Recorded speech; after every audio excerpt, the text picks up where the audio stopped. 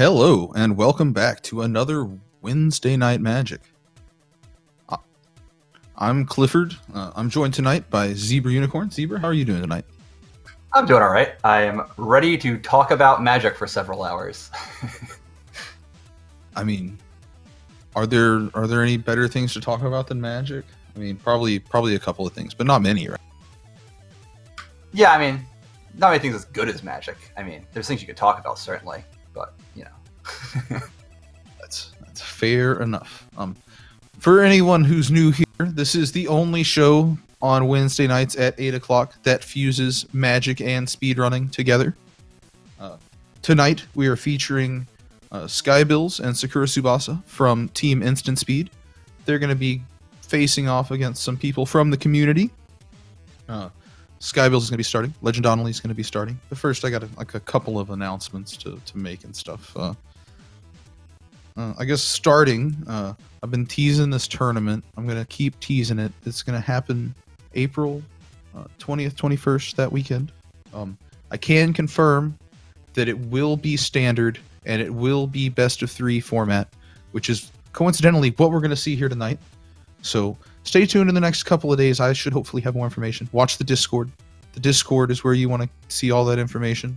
Either you can get the link in the main Speed Gaming Discord or in the chat here to join the Team Instant Speed Discord. All the information will be posted there for everyone to see. Let's see. Upcoming next week, there is a pretty big, speaking of tournaments, a pretty big tournament happening at PAX East. It's called the Mythic Invitational, I think. I think that's the name. Yeah, 100%. The Mythic Invitational, 64 players, $1 million, and our own Skybilz here will be competing in that. So be sure to check her out doing all of that next week.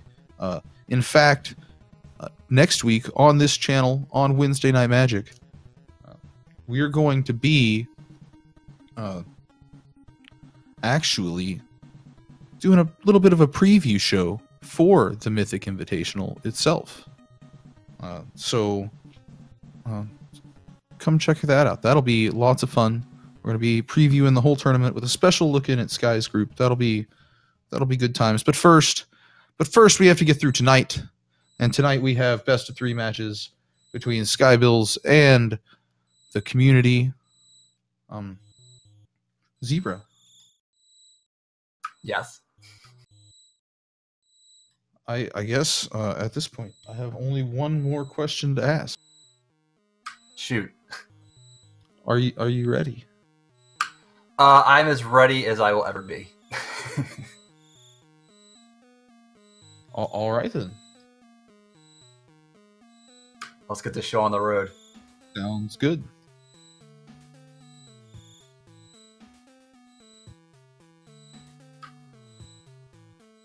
Let's get this thing started shortly with Skybilz versus Legend Donnelly.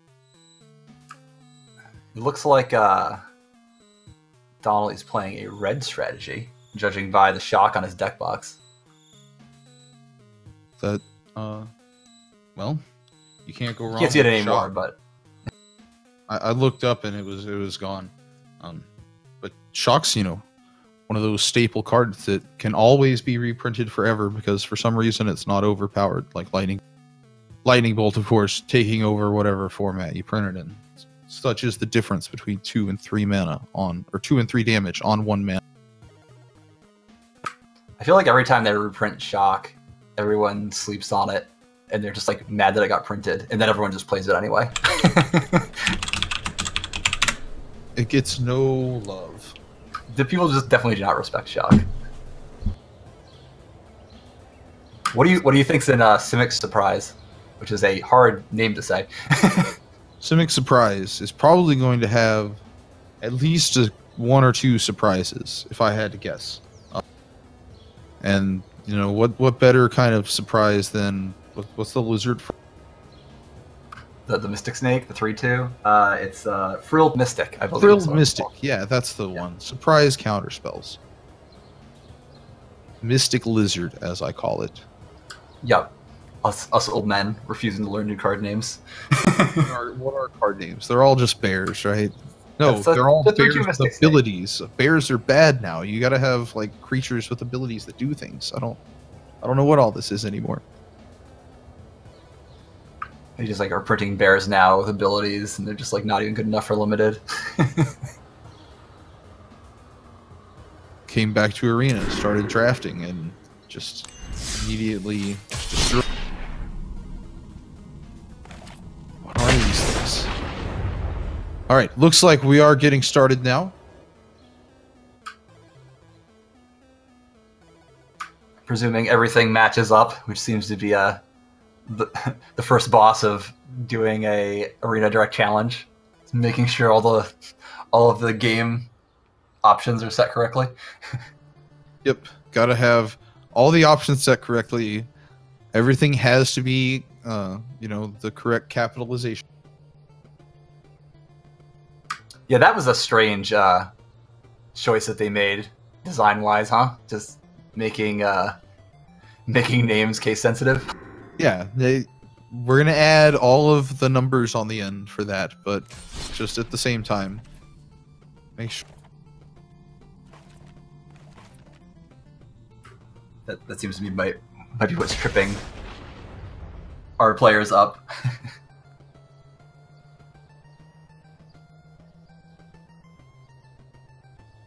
All right.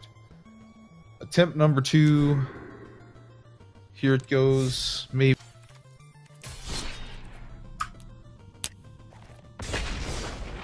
Is this going to be the one?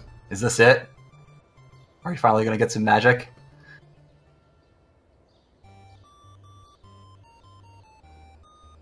I'm waiting with bated breath. I know we're ready, but we don't know if the software is.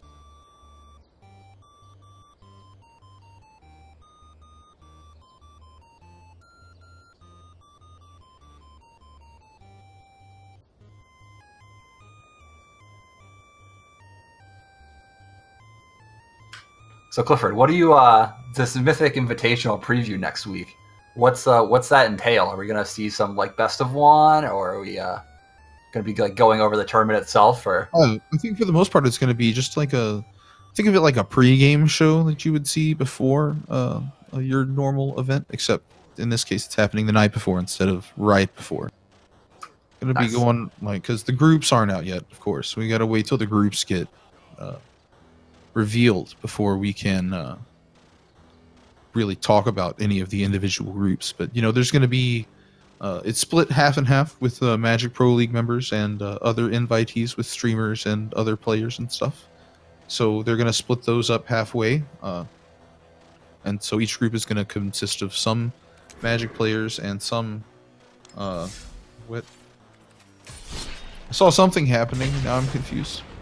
But yeah, it's going to have. I think we're almost there.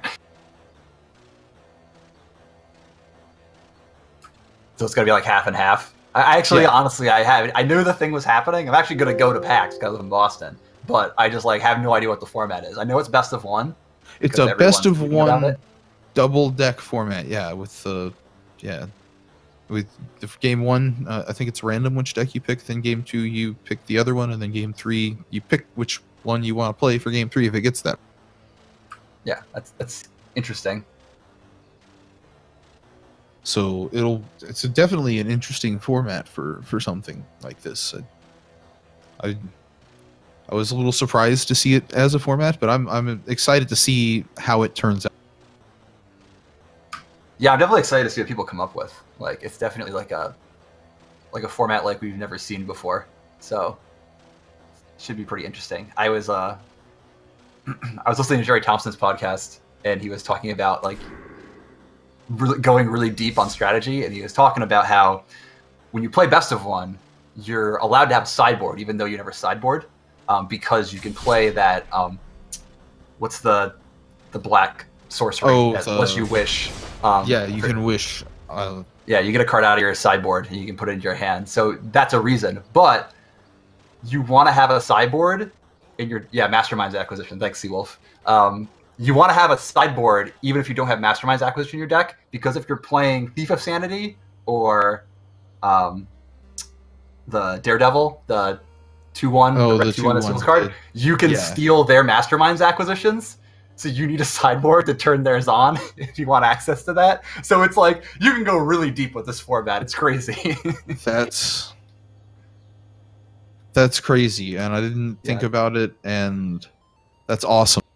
That's why they get paid the big bucks, right? Yeah. These galaxy brain strategies. But yeah, when I heard that, I was like blown away. I was like, "Oh my god, you can do that! This is crazy." That's insane and awesome. It looks like we're restarting the client. When in doubt, turn it off and on again. Maybe this time will be the time where you can get some magic.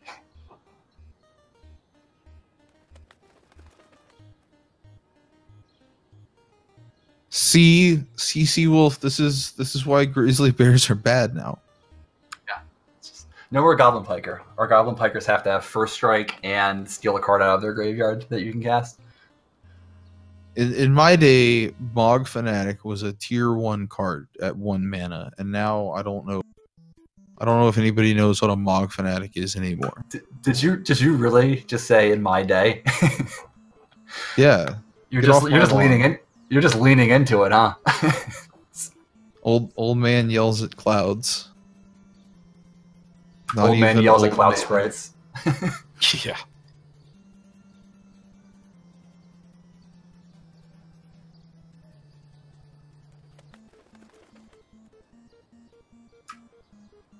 So yeah, definitely excited for the Mythic Invitational next week.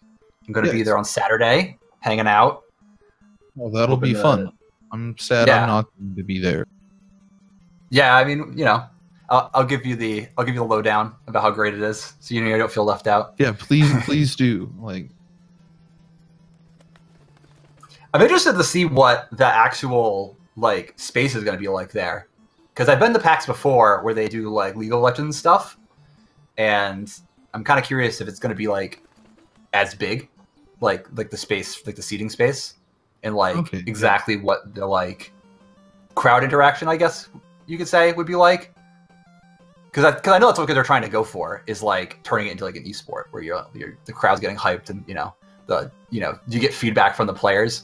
Because it's tough because it's Magic, right? There's like hidden information, so it's like you have to like balance that. Like they want people in the crowd to like be part of the experience, but you also like can't give information away. Like I know they do that time with for like soundproof booths. Man, words. well, they do that with like Hearthstone, right? Where they have like the noise canceling headphones that they wear. Oh yes. I imagine they could probably do something like that. I mean, they did it at GDQ with the rando, For the race, rando races, right? yeah. And everyone in that room was, I was there, and everyone in that room was so loud. Like people were going nuts. So, And I've seen Right. on like in some of the other esports, even with some of that stuff, the crowd giving stuff away. So I don't know, you got to be careful with stuff like that, yeah, especially when it's when you're getting the money involved. yeah. This is like kind of like I wouldn't say it's like a weird tournament, but it's a space they've never explored before, where it's the largest cash prize at a Magic tournament ever, but it's also kind of like also like a marketing event in some way, like having it half be community members. They're definitely trying to like acquire interests from other audiences, certainly. So it's I imagine it'll be interesting to see how they balance that especially with coverage, because their objective is to get a bunch of new people watching the game. So it's gonna, it'll be interesting to see what they do with that. We can only hope that it definitely grows the game, because I would love to see the online, because Arena is so great. I'd love to see it just explode. Oh yeah, I think Arena's like the future. Like I had mostly stopped playing Magic before Arena came out, and I'm just like back in it. Just Me too. It's Oh wait, just so you easy. mean I can just draft at my leisure? Okay, it's against bots, but still, I can draft and play limited whenever I want without having to like wait for something to fire on Moto, and then no, this is amazing. I love. Yeah, the actual client too is just like outstanding. Like I was in the the arena like alpha or whatever, like whatever the first one was, and it was like so bad. And then I didn't touch it again until they finally released the beta, and I played, and I was like, I'll give it another shot. And I was just like, oh my god, this is like insane. Like they fixed literally everything that was wrong. Like they did such a good job with the client. It's like outstanding. And that's coming from someone who like played Moto for years and hated it and just did it because I had to. And it's just like, this is like actually fun to play. It's like wild. Like it's just like actually an enjoyable experience grinding games. It's just. And now with the Resolve All button, it just makes everything even better, because now I can go back to playing 1000 Year Storm and not lose games to the staff. I don't know if I can support that, but you know, I get where your heart's at. But in 1000 Year Storm is the card that made me start playing Arena again, because I saw it and oh hey, you can do storm things in standard. I have to try that. What's the easiest way to do that? Oh, I guess I'm gonna start playing Arena. Man, this is awesome. I really like this client. Yeah, I can't imagine playing a deck like that in real life. That's just like.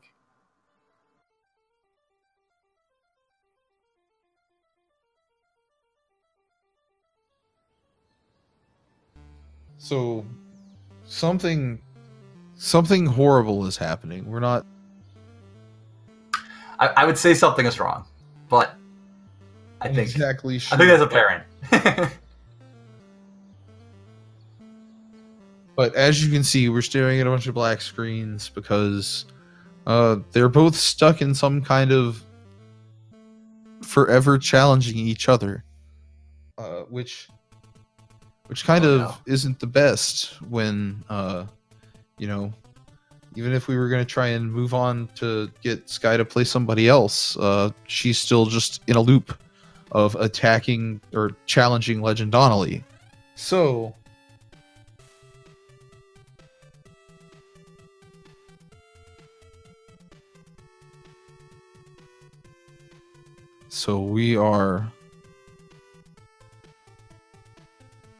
we're trying to get this working.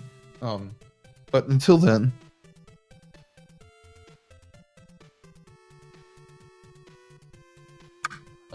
you're stuck with us. Yeah, you're listening to us talk about Magic and how damage on the stack was a thing many years ago. And I would like to think our banter's been top notch so far. We got some advertising in there. We're talking about the Mythic Invitational. There's like cross brand promotion. It's like I'm just hitting all the.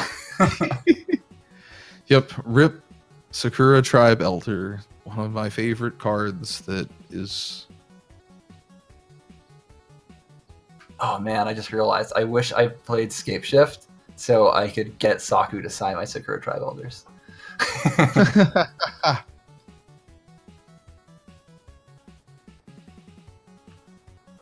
That'd be top notch.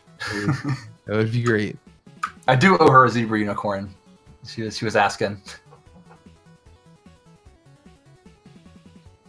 Man, I wish. You know what I wish? Same thing I always wish. I wish Mind's Desire was legal in any format that I could afford to play. I was gonna say it's legal. You just gotta play Vintage. It's just not very good there. Yeah, it's not great in Vintage. But it's absolutely broken everywhere else, which is. Well, I didn't know if you play it.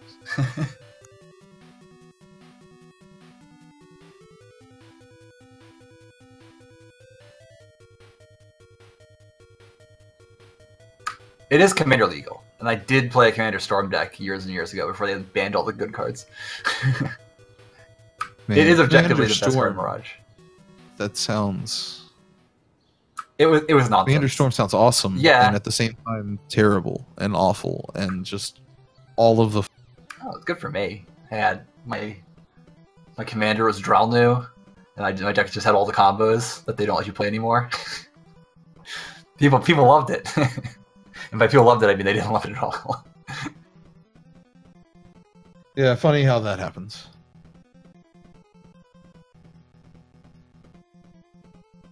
Yeah, that deck did not last long.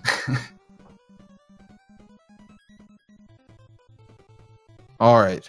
It looks like while we're getting these issues figured out, because apparently, you know, it might be a little more difficult than just a simple restart. We're gonna swap in some more community members, and we're gonna get Kaizen Ma versus Seawolf together, and have them play a game while we get everything else sorted out before we cut back to Skybills versus Legend Donnelly. So, stay tuned, and we'll have that coming up shortly as we'll swap over and get some magic on the screen for everyone. Hey, look, there we go. There's the Sea Wolf right there. With, it looks like some red black. It appears he's bringing the beef. I'm not really sure what that means, but his deck appears to be beefy. How do you interpret that? It appears that yeah, we're gonna get to see some big creatures, probably beasts, you know, right? That's where you get the beef these days. Most cows are beasts in Magic. Or is cow its own creature type? I think there's like oxes. There's a lot of oxes. I don't know about cows. Oh man, here we go. We got magic. I'm ready. Let's on do the this. Screen. Let's do this. Oh man, we got this. I am so excited. All right, we got red black thing with Playcrafter, Raptor Hatchling. Okay, this is interesting. Electro Dominance. That's a card. Gonna be asserting his electro dominance. Haha. Looks like Kaizen is on blue-red Drakes. Or Phoenixes, Certainly depending appears. on what you want to go with.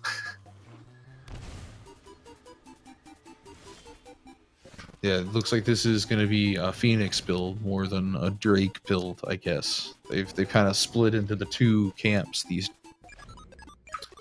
Yeah, most people play Phoenixes at this point. It's kind of people were playing just Drakes for a while, but people have kind of swung back over to putting the Phoenixes back in the deck since the last Mythic Championship. Arclight Phoenix is just such a good card. I love it. Oh, and that Plague Crafter gonna eat that Electroman. Yeah, it's real important when you're playing against Drakes to get the Electromancer off the table, because if you let them untap with that, they can just go off casting draw spells. Yeah, they run a lot of 2-mana draw, so once they got that going, it's just like they can just tear through their deck so fast. Yeah, you make all your spells literally half price, and then suddenly that's pretty. And one is a lot less than 2. Yes, it is. One is a lot more than 0, but an insane amount less than 2. Although it doesn't sound like that, but it really. Yep, there's an Arclight Phoenix. So we got confirmation Kaizen is on the Phoenix build, which I am assuming he'll be putting into play this turn. I would have to think so. Immediately Condemned, yeah. It's not going to be long for this world, but okay, a Collectormancer is not a bad follow-up. No, it's not. Get the radical idea. That's 2 casts for the price of 1 with an Electro. That Vraska's Contempt, probably, in my opinion, the best piece of removal in the format right now, just because it can permanently deal with Phoenixes, and gains you a little bit of life. Yep. Man, Kaizen drawing that Crackling Drake there was probably about the best the Seawolf could have hoped for, because now he just gets to use all of his mana on his opponent's turn. You can untap, he draws a land, you can cast Demanding Dragon, get a threat on the table. Ooh, he didn't. He chose not to Vraska's Contempt it. No, and with only 4 mana, he couldn't have Demanding Dragon. Demanding Dragoned. So maybe that's why he went for this. Yeah, I don't know. I mean, I probably would have opted to use my mana there. I mean, maybe he's playing. Yeah, I don't know. He did have mana up, so I typically against Drakes, I like to try and cast my removal on their creatures, in spots where it's disadvantageous for them to have a dive down or something, because you really don't want to get your Vraska's Contempt dive down. That's just that's a great way to lose a game. Yeah, that's just GG.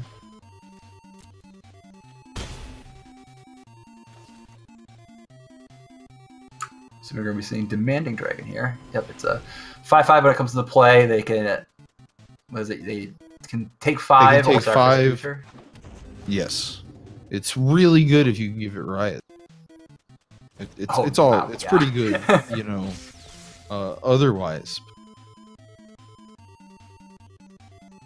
I got beat by it once by somebody Domrying into a demanding dragon. It was pretty good. Yikes! That is some powerful magic. And down goes the Electromancer again. Uses the ability one more time before sacrificing it to the...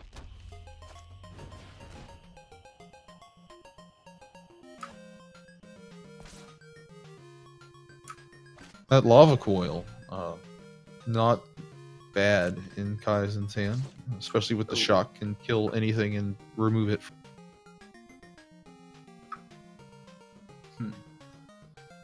Kaizen almost has this. He's like really close. He can Lava Coil and Shock with a Demanding Dragon, makes his Drake a 10-4, and he's gonna. I think he has a Phoenix in his graveyard, so he'll get that back. Yep, so he can put him to 1. So he's gonna. Oh, that kills him. I forgot about the trigger off the Mayhem. Yeah, so that's it. That is it. Just perfect. Math sometimes for attackers. Yeah, it's a good example of why you want to kill the Drakes on sight, or at least try to, because if you let them on tap with that thing, they can kill you out of nowhere. They just a flurry of cantrips and burn spells, and you're taking 14. All right, so game 2. Gonna hop right in. Kaizen took game 1. That Lava Coil and the shock together, and just taking out the blocker. All you need.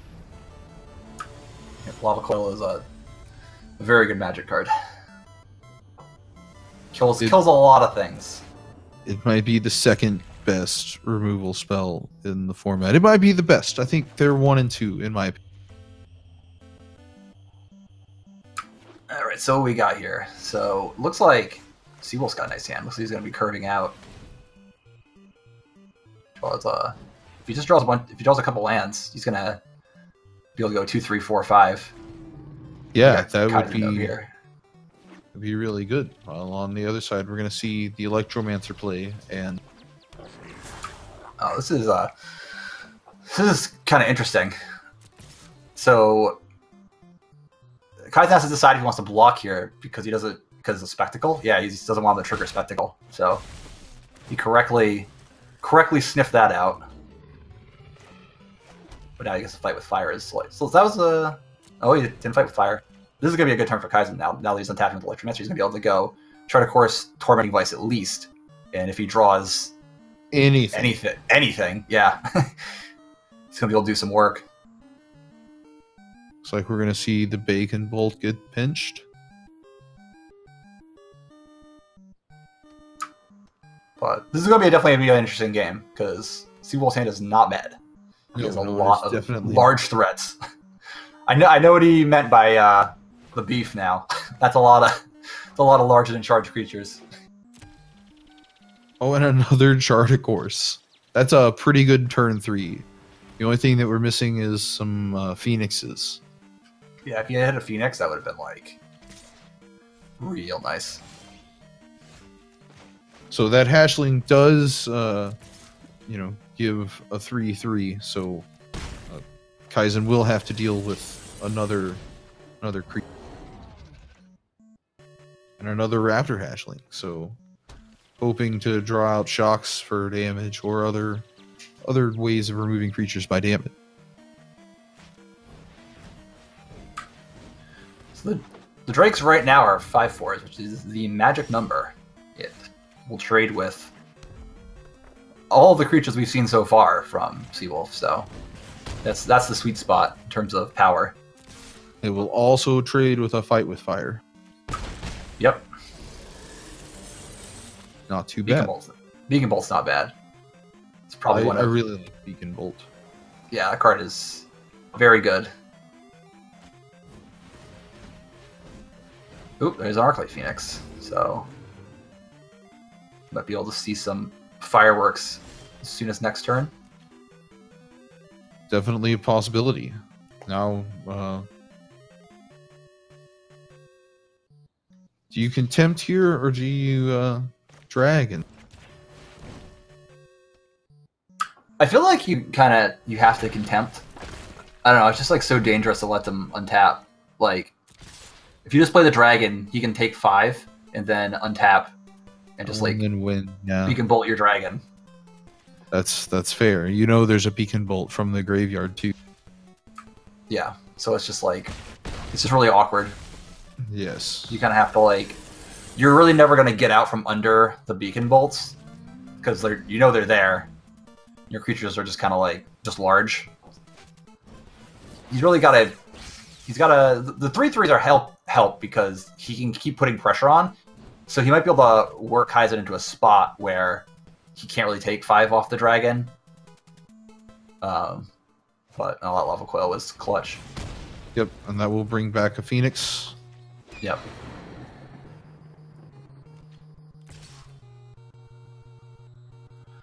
I almost feel like that Phoenix might want to be on defense.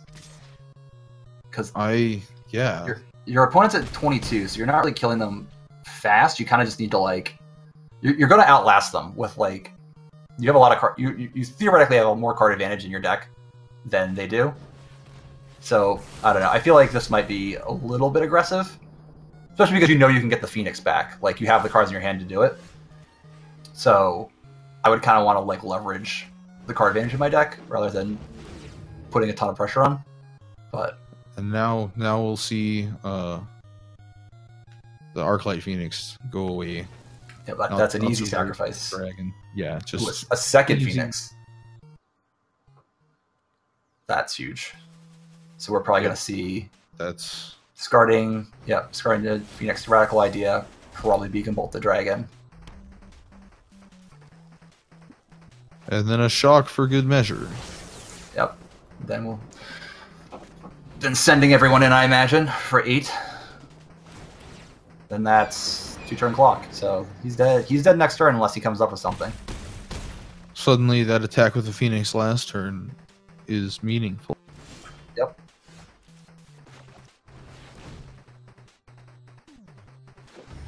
And with the spawn, that's just going to get Shivan fired out or Beacon bolted, either one. Yep, that's just the kills on board. Just gotta Beacon bolt that, swing in, and that'll be the game. And GG's to Kaizen.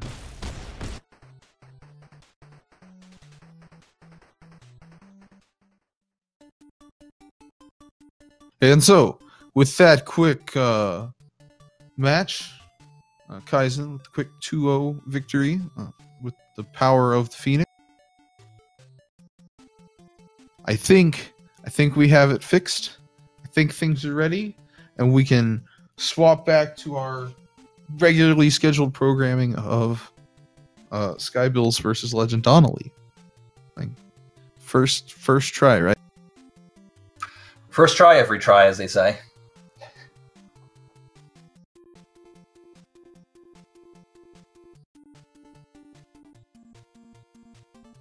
You can always know if there's going to be some weird bug. We'll find it live. Oh, hey, I see a ready sign. Here we go. All right, I'm excited to see what this blue-green deck's about. I need to learn the secrets. All right. Ooh, that's a big boy. Well, there's a surprise. Surprise! It's a 6/6. Don't know that I was expecting surprise 6/6 on turn 3, but oh, that's a big boy. You know, he might not live.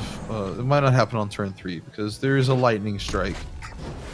And we thought Seawolf was bringing the beef. Yeah. That also has something to say about that. You know what the you know what the only thing worse than a Ghalta Primal Hunger is? A flying Ghalta Primal Hunger. Ghalta also really good if you can give her Riot.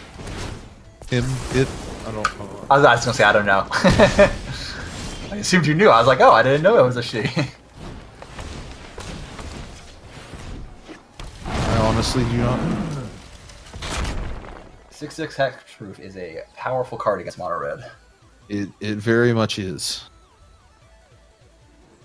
So do we have Galta next turn? We got 6, 7, 8, 9, 10.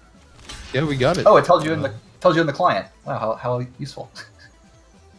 We were just singing the praises of the client. Yes, it. That was an ambitious attack from Legend Donnelly. I think he doesn't know that Nullhide Ferox has hexproof. Yeah. Or that was a masterful bluff. Like. All right, here comes 12/12. I feel like this is going to be a quick one. Yeah, I think so. I'm not sure what Mono Red Mage is going to have to say about 12-tailed dinosaur. Except wow.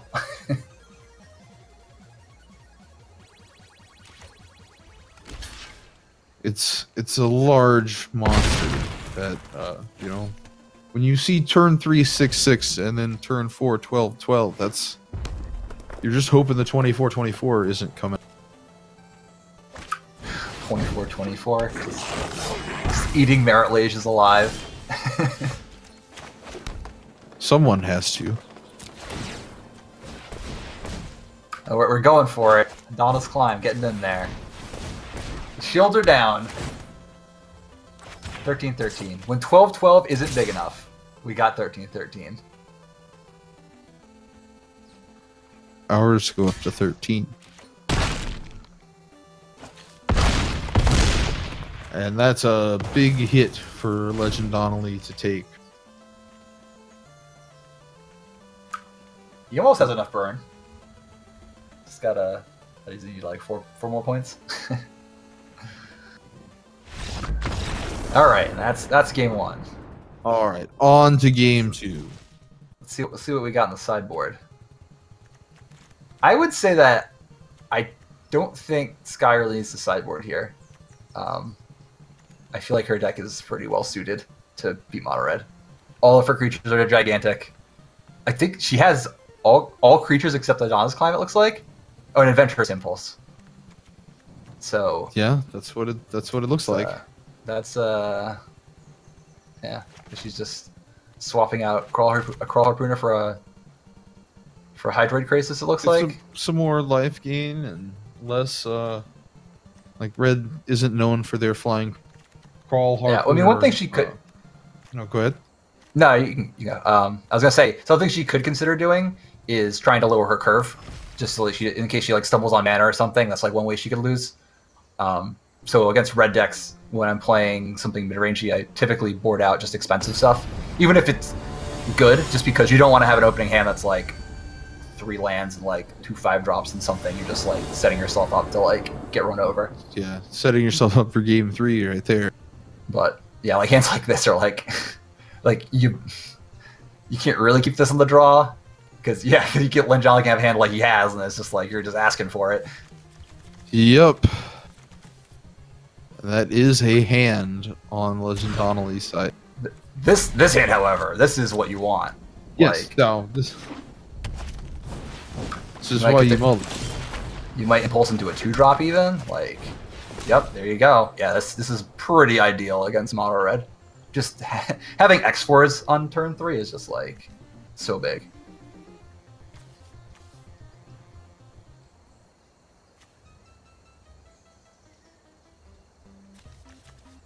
I'm gonna take the Ferox, get that huge 6/6 body, untargetable and all.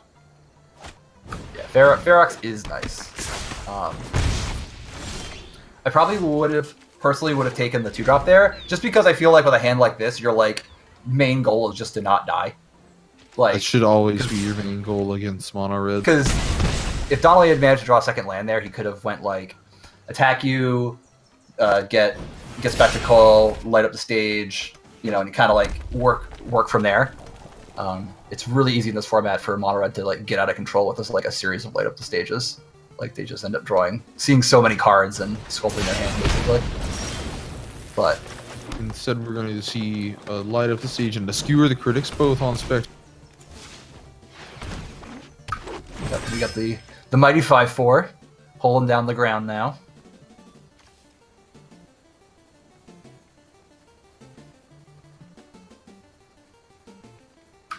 I imagine we'll be So Donnelly has a choice. He can attack and skewer the critics or Wizard's Lightning, the Seal of Champion to get it off the table, and then follow it with a light up the stage to try and hit a land.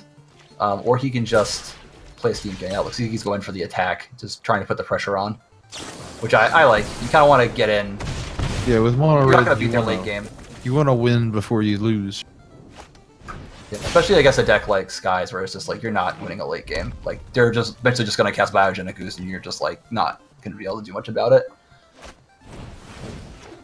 That was a nice light up stage, finding a land and a Lava Mancer. Yeah, pretty ideal. It's pretty much exactly what you want on your light up stages.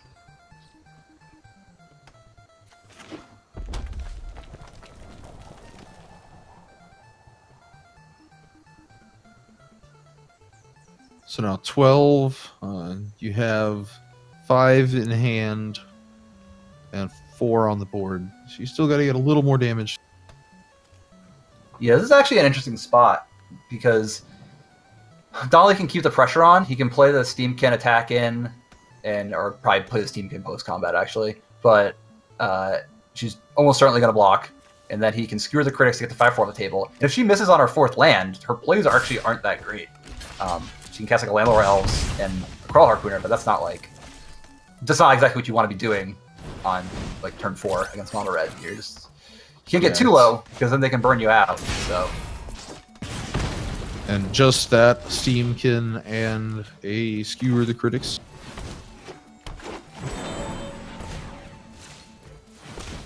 And a miss on the 4th land. So now we're reaching the point in the game where if Donnelly draws Experimental Frenzy, he can really go off. Like that's one way that he can win this game. Is if Sky takes too long to set up her big creatures, and he gets a Frenzy online, that 5 lands and a Steamkin in play, that's gonna get out of control real fast. Yes, Steamkin can just take over the game by itself sometimes. Well, not quite by itself, but all. Sometimes by itself. Sometimes you just make a 4/4 on like turn 3 and just hit him a bunch of times. Right, but you still need those other red spells. Like he can't. Yeah. Just by himself, he's a 1/1. Isn't all that scary. But I'm just pointing that at.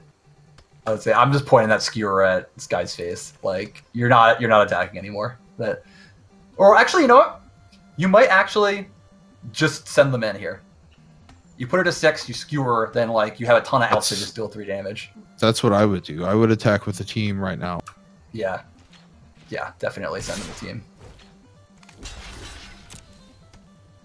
Sad Steamkin is sad, but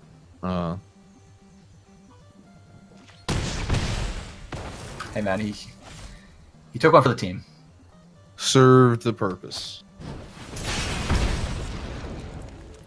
And now that's not what you want to draw when you need to land shock land when you're at 3. Not good. Nope. Not what we're looking for. Another couple of blockers though. Not that. Yep.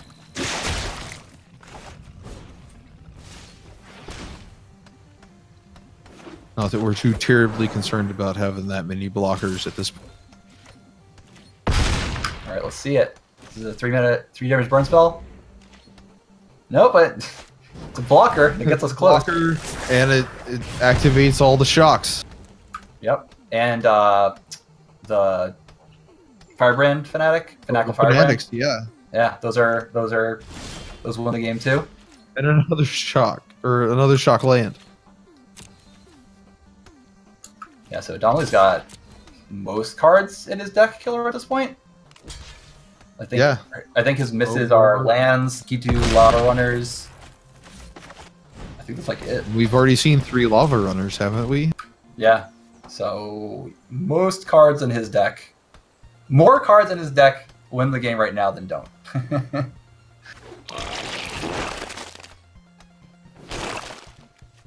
But he's gonna need to win soon because she got a board now. Okay, what do we get? That'll do it. Upstairs. Wizards Lightning, and that will take us to game 3. Yeah, that was an exciting game. I did not think Donnelly was gonna win that, but you know, that's why you play the games.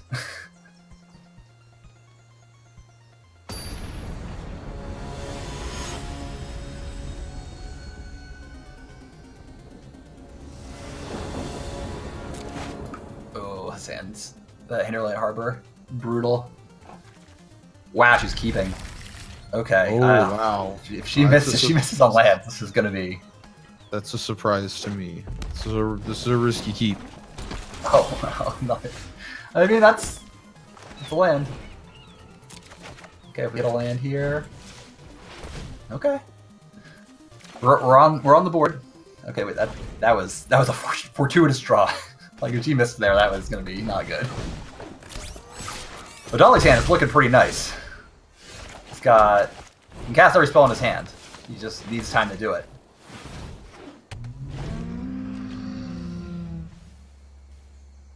Oh wow, that Steamkin. If he wants to wait, just build up 2 large Steamkins.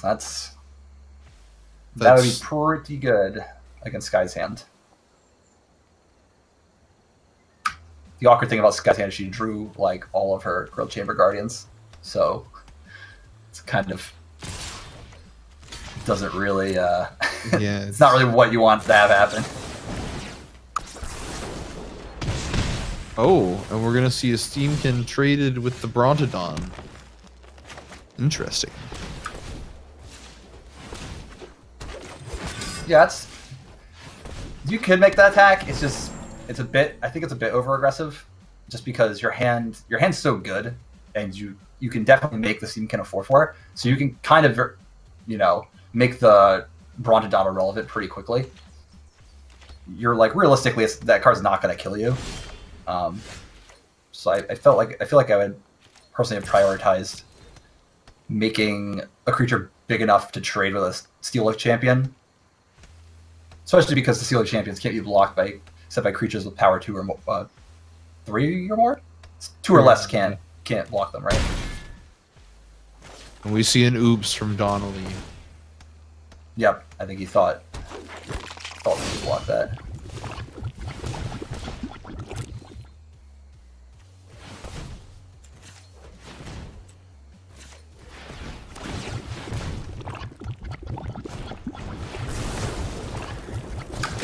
Played by Donnelly.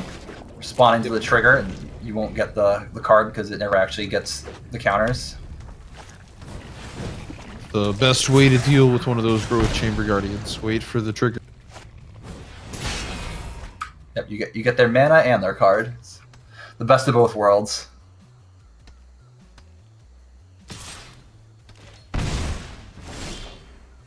So now, another Growth Chamber Guardian coming in.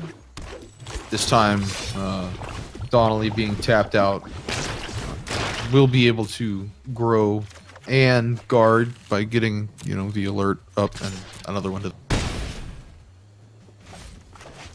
If the window for Donnelly is quickly closing, because once Sky gets your shields up, it's hard for him to break through with his creatures. Such is always the battle with mono red. The eternal struggle of green midrange versus mono red. A tale as old as time. But which one's beauty and which one is the beast? I mean, I feel like the midrange is definitely the beast. Yeah, alright. That's fair. I don't know if I'd call mono red the beauty, but green midrange has definitely contained more beasts than most archetypes in the history of Magic, I would say.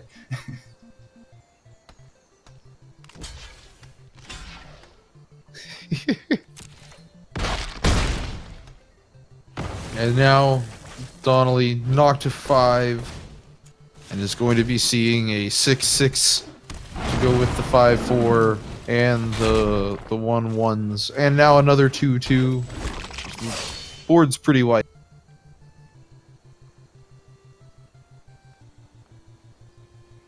Oh, and there's a good game. Are we gonna see? Oh, Going out with a bang. I thought for a Showing second we Sky- were gonna see, you know, the shock and then the lightning strike to self. Nah, he's showing who his boss. It's not going down with a fight. Oh, lava coil. That would have been a good thing to draw. It's too little, too late, unfortunately, and Donnelly is defeated by Sky Bills 2-1. It was a good match. That was a good match. That second game was exciting. I love watching those games with Mono Red, where it's like they get them down to like 6, and it's like they have no cards in hand, and it's like, oh man, are they gonna get there? It's so exciting. Sometimes you're just waiting to windmill a lightning helix. That's all. Yep. All right. Now look at this. Look at this thing. It's green and it's white. Is that where we're going next? That seems to be both a green and white strategy.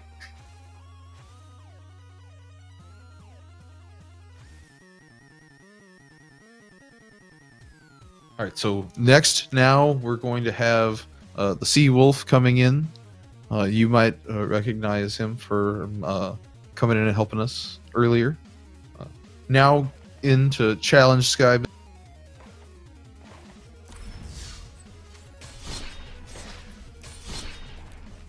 All right, what's up? Civic Surprise, powerful deck. Really We came saw out, its power already. laid down the beats.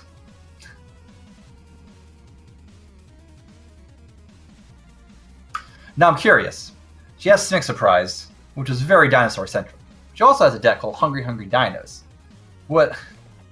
I don't know. I feel like I mean, the blue Hungry green Hungry deck Surprise Dino Dinos. is green and red, so you know, maybe it's just a little different version of. Like, So like, what do you think they're hungry for? Because, like, I feel like Galta was like pretty hungry that first game. Don't you think? Like, I mean, Galta strikes me as hungry for, you know, anything that is just in the way, right? just hungry, eats it right up. like constantly hangry. Just. All right, look at this. We got some life gain action. I hope for Seawolf's sake he's not playing Mono Red. Ooh, he's playing blue black mid range. It looks like this will be an interesting one. Not sure how that Cry of the Carnium is going to perform against Angel deck. Looks like there's going to be a lot of 3 or more toughness going on here. That 3 toughness, the magic number on Sky's side for this. Doom Whisperer, however, notably a 6/6. Yeah, That's very notable 6/6. That's a lot of angels. When that Lyra comes down, oh boy, there is ooh, Siren's Ruse. That's cool. What are we gonna be? We think we're gonna be Siren's Rusing that Chupacabra maybe. Get a little bit of a double dip. That's a possibility. I would think that over. Yeah, I think that's the.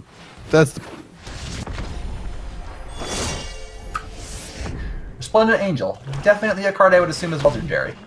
It's not.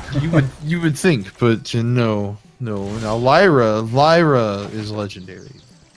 And so is Shalai, and they go good together. Yeah, they're pretty good.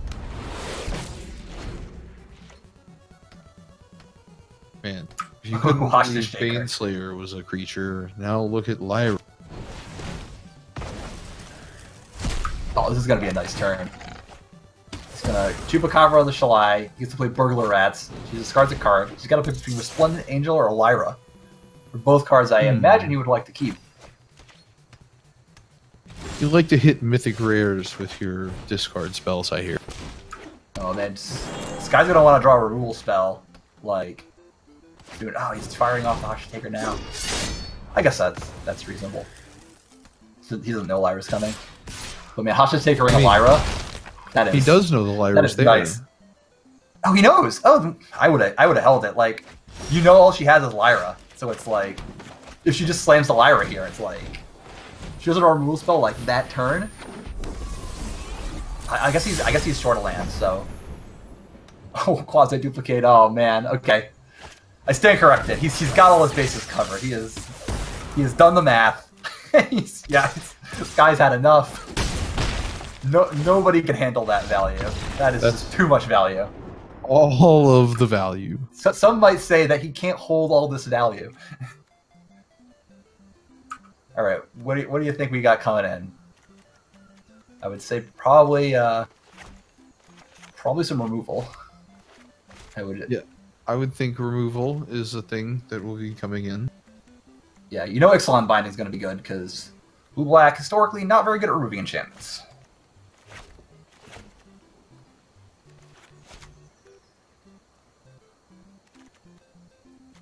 Going for the Unbreakable formation. Yep, I mean, that's certainly reasonable. Oh, and taking out the Ixalan's Binding, actually. No. Wait, no, changing your mind?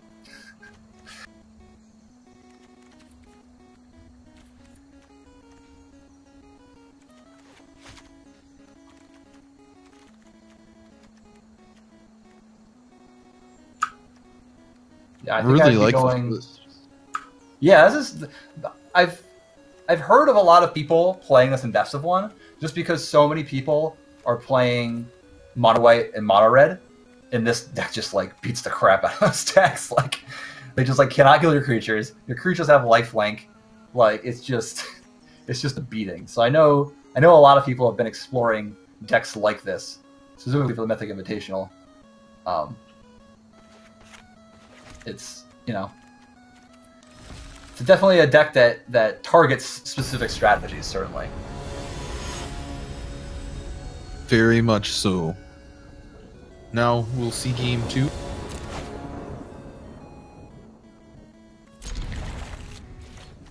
Not the most explosive hand, but keepable. Yep, certainly. I would not mulligan this. Thought Erasure is going to be real nice against this hand. You can Thought Erasure and take Conclave Cavalier, I imagine, just because it's so good against your removal. Okay, shall I? I would try and just, like, you know, you have the Chupacabra, so I would... I mean, I guess you have the Thief of Sanity, so you can kind of just, like, try and do that thing. The Hostage Taker also blanks the Cavalier. Yep. Yeah, I guess you just kind of have all your bases covered. There's kind of not much. There was, as Paul Riesel would say, there's no wrong way to eat that Riestus. This doesn't really matter what you take. It's your cards are just all good. And that Wild Growth Walker showing why it's so good. Just growing up quickly and then dying. Chupacabra showing why it's so good. Showing why those cards sometimes get played together. Yeah, it's like a combination strategy.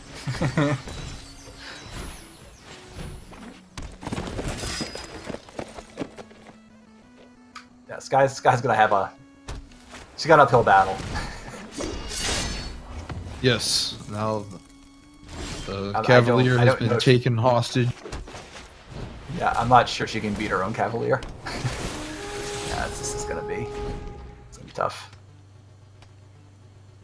Yeah, you probably want a Cavalier here, so in case they draw removal. Yeah, this is next turn we can start Doom Whispering, and that's gonna be tough to beat. Doom Whisperer seems like it outsizes the majority of the creatures in her deck. Yeah, just about everything. Yeah, she's gonna need to draw some removal to get that Doom Whisperer off the table at least. Looks like Seabold's going for the value play, just getting that Thief of Sanity out there. I'm a big fan of the card Thief of Sanity. It's a really good card. I like it a lot. There's few things I like more in games of Magic than stealing my opponent's cards. Just real big fan. It's a good feeling, beating them with their own cards. So it's a good feeling for one of the people involved in that process. Yeah. The Resplendent Angel also getting taken hostage. Oh, History of Benalia? That's a nice one. Yep, and the Sky has seen enough. That will do do it for Seawolf. That's one for the community. They're on the board now. And now, we get to the third matchup coming up is going to be Rogue Link coming in to battle. And then we'll see who is better, the team or the community in part 1 of tonight. So who side are you on? Team or the community? I mean, as the manager of the team, I have to be on the team side, right? Okay, so I guess I got the community. I guess as part of the community, you can. As part of the community, that makes sense. Yeah, it just it all just makes sense. It just plays itself out. I mean, we could switch it up, and I could cheer for Rogue Link, and you could cheer for Sky. It's like, really, it doesn't matter. We're cheering for everybody to have fun, more than yeah, sure, fun. Yeah, that's exactly what we're cheering for. Yeah, that's what people play Magic for, right? Is to have fun. Yeah, right. Fun. Bueller? I guess you can cheer for Sky now because I'm gonna have to cheer for her next week, right? So. Oh yeah, you'll be there to cheer on in person. Yep, I will be there, probably wearing some kind of speed gaming merch to let myself stand out in the crowd of Magic nerds, so I don't blend in too much.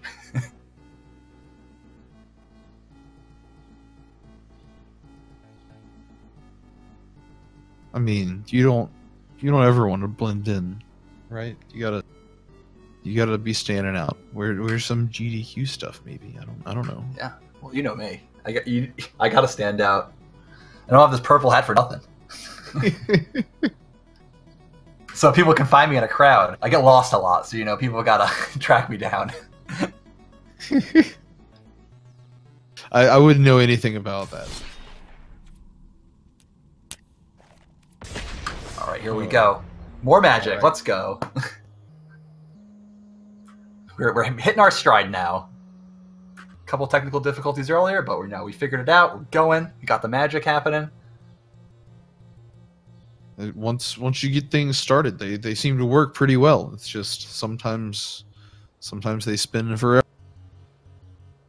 That's typically my experience with streaming anything. It's just like, once it's going, just don't touch it. It's fine. It's like, don't mess with it. It'll just break again. At least with my experience with streaming. Standing around getting all your cables set up correctly, like Fox position for your antenna. Yeah.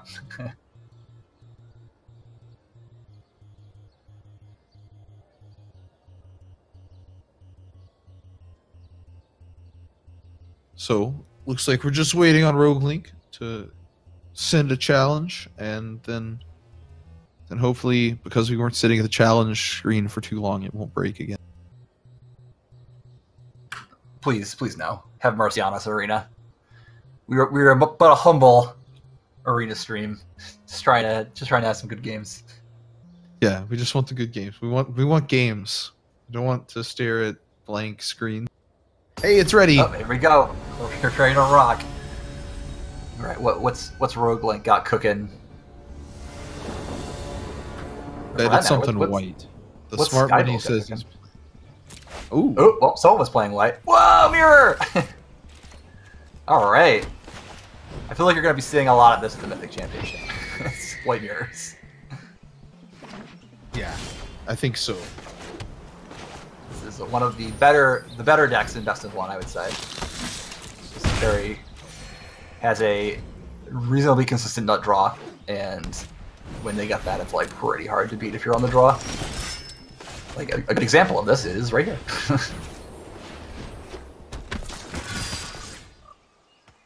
Yes, indeed. There's the mono white explosion. 1, 2, and then a. You know, it used to be it was a glorious anthem was an enchant. Yeah, but don't worry, they made it more vulnerable now. You can kill it with creature removal, so it's much less good. Yeah, that makes sense. Yeah, no, that's how that works, right? So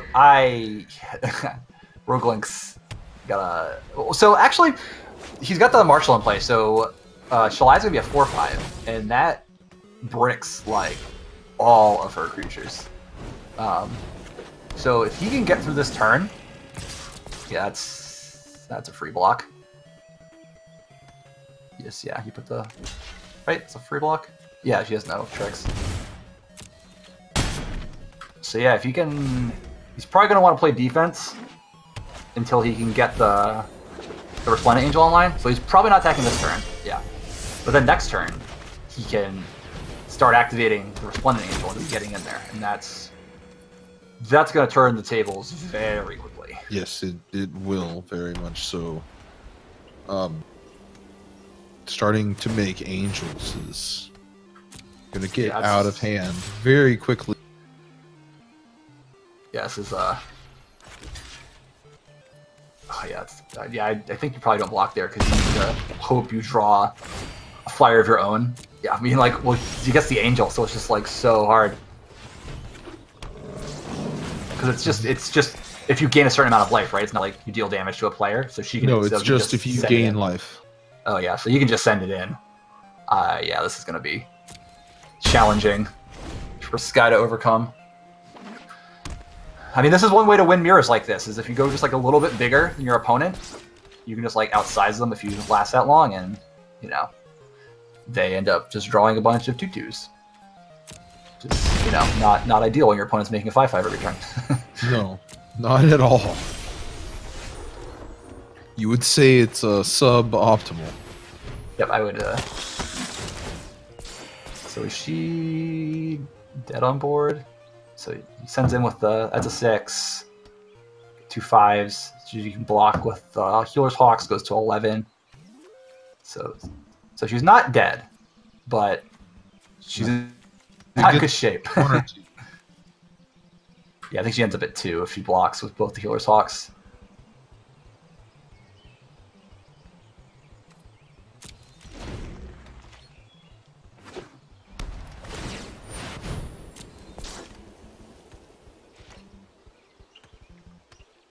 We're just sending everyone in.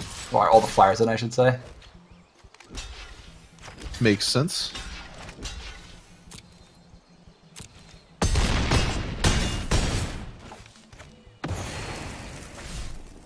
Get to see that -2 on screen for just a second. Yep.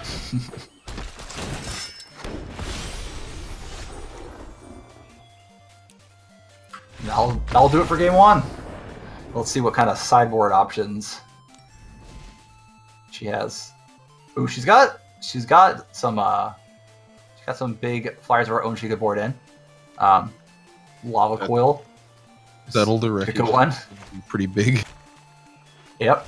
Yeah, I would definitely like board out some of my 1-drops and just board in like all the mid-rangey stuff and just try and have a mid-range fight. I think that's probably her best bet. Yeah, the Vanguards probably get out of there. Or you probably... Well, which Vanguard? Yeah, I would probably cut at least... I don't know anymore. I would bring in the Flyers and Conclave Tribunal. And I don't know if I'd bring in Experimental Frenzy. It's close. I haven't played enough of the matchup to really know. But I think you definitely want to probably like heighten your curve. Yeah, definitely. I think you drop the Billion and Vanguards for the 2 Angels. Yeah, typically how I play at post-board aggro mirrors like this is I typically try and be controlling. I don't know if that's right, but it's definitely like how I typically gravitate towards playing games of Magic, is just like not trying to win, just kind of like winning as a result of plays I'm making, if that makes sense. I It's like not really understand getting that aggressive. completely. That was me when I played Hearthstone, playing Priest, and just 1-for-1ing you out of the game forever and winning in. It's great. It's a great play style. It's just Well, this yeah, the Rogue Link Malta 4, so it's gonna be tough, especially because Sky's Hand is like actually pretty good. yeah, a decent hand on one side and mulligan to nowhere on the other. Yep. Yeah, it's gonna be tough to beat, especially with like the turn 3 Marshall or History draws are just like on the player, just like they're like non-games. Especially if you're going to mulligan, it's just you just have so much material so quickly. I mean, the Knight of Graces are going to do work though. Like the first strike is important, but assuming she doesn't miss on her 5th land for a number of turns. Well, actually, so he does have the binding, so he has the Lyra covered, so he's not going to lose to that. But he's still got to beat all the other cards. That is true. The binding does come down for the Lyra, but what if the binding might come down? Well, that's a moot point now. Yeah, if you draw the Tribunal, I'm definitely casting the binding this turn. Probably on. That's tough. It's a tough call. Oh. I probably would have taken the Marshall, because your Knight of Grace checks the tokens off History of Benelia. So I think I'd rather try and keep her from playing more Marshalls. But that's fair, really sure. yeah. Because you definitely, that's the binding says you can't play any more of them, so that would be not a bad spot for the mark. Yeah. Oh, he drew his own history, so.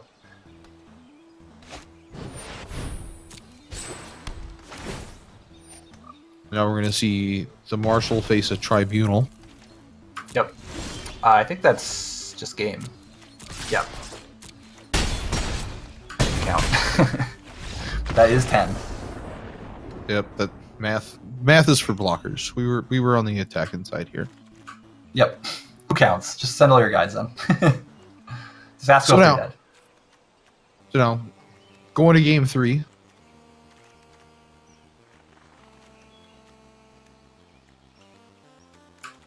So you know from that game that they boarded in removal. So, like, what information can we get off that?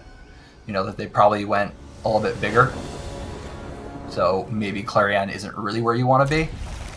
I mean, I guess it hits Knight of Grace and Resplendent Angel, but In the tokens know. from the enchantment.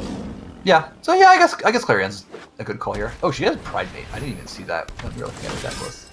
That's gonna be good in this matchup, definitely. Oh yeah, Pride Mate was hiding right under the Vanguard. You can see where Yeah, you totally miss him missed it. with the A's, the 2 mana, starting with the letter.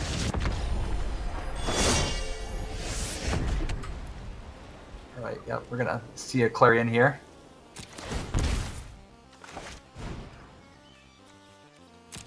Very nice, taking advantage of the little lifelink.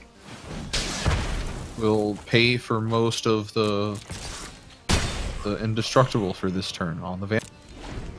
Yep.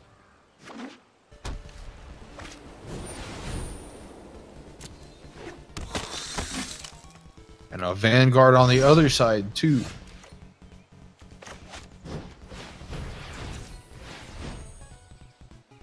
Looks like Skybills is going to be just setting up shop here.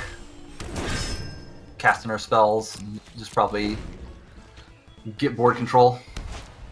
Especially Yep. that Experimental Frenzy. That's going to be... When she casts all the spells in her hand, that's going to be a nice last card. Just needs one more land for it, but before then, plenty of other stuff to cap. Likely see the Marshal next turn, you figure? Yeah,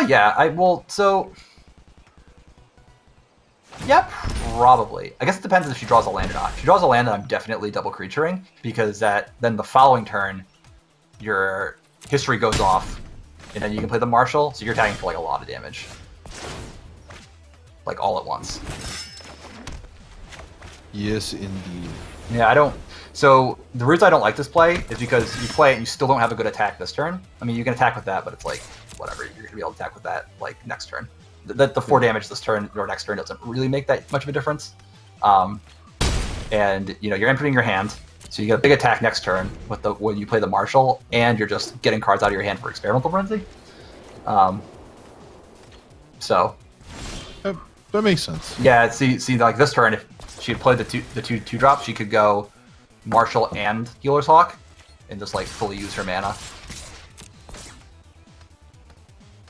But you know, this doesn't look like it's really gonna matter. Yeah, once again, we're kind of getting into the weeds of sequencing here. She's got him. when you can just win the game, you know, sometimes it doesn't matter. That doesn't really matter, but you know, that's the small edges, you know, that come up sometimes.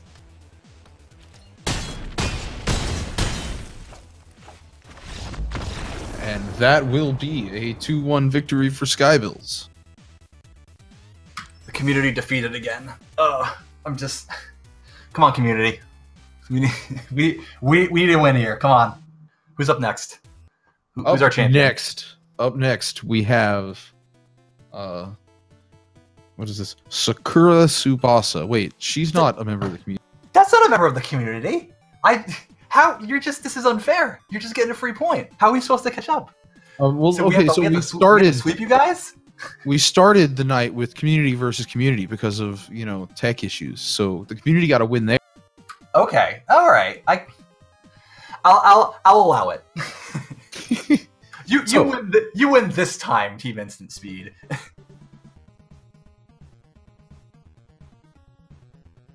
So we will get Sakura in here shortly.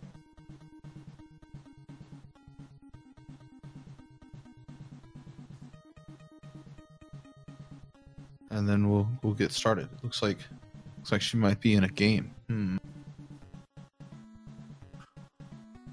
What's Saku doing? What are those Essence Scatters doing? Get those out of here. What? It looks like Is this a Storm preview? Tamer. All right. Is Fun Police? Is that what we're doing? We'll find out, won't we? Old sneaky Saku. The community is any one of these lovely people that is playing, like Team Instant Speed currently is Skybills, Xwater, LinkDead, and Sakura. And the community is everybody else that hangs out in the Discord and pings me and says, hey, I want the community role. If you want to be part of the community, join the Discord and then ping me. Say, hey, Clifford, I want to be part of the community. And then I ping you and say, hey, we're doing this on Wednesday nights. Who wants to be part of it? And then you too can be a part of this Team Instant Speed Wednesday Night Magic fun times. And then if you're in the Discord, you can also get notified about the tournaments that we're having and everything else. Stay tuned because we are having a tournament in April. Mismatch on the options. Got to make sure everything's set up correctly. Come on, Saku. Just hold it up the show. There we go. What do you got there? First try. First try, every try.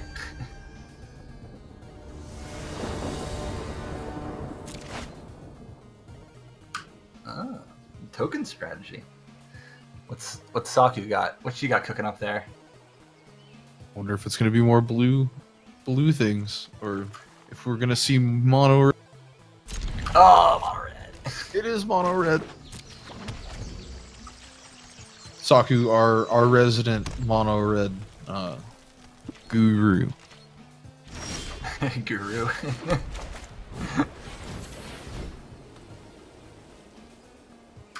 Purported mono red mage. Yes, indeed.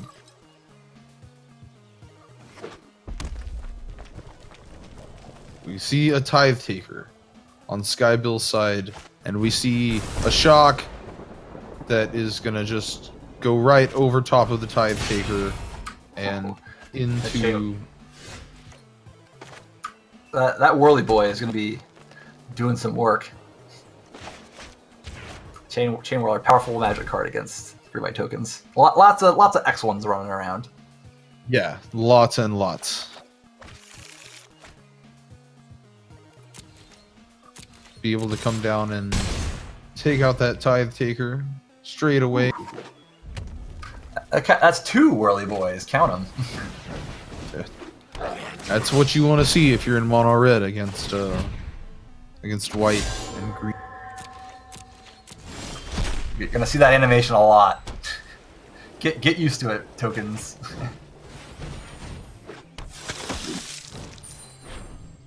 And the Tribunal coming out to take care of the Chain Whirler. The beauty of the Convoke.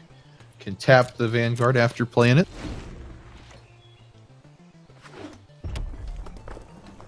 And here comes another Whirly Boy.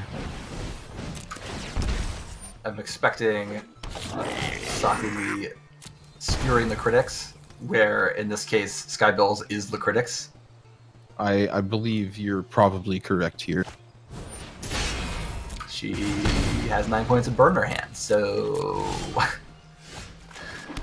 there's that. that's a funny number, seeing as how her opponent Skybill's is at 9 health. Oh, imagine that. The classic, look at your hand, look at your opponent, look at your hand. What are you at? Like 9? Oh, okay. Go. Okay. We're going to see some multitude marching here. Yeah. That will give Very us... important to note that these tokens have lifelink, which is huge this particular juncture. Unfortunately, the Chain Whirler having First Strike will not give that token a chance to deal damage. But the ones that survive to get to attack another day will.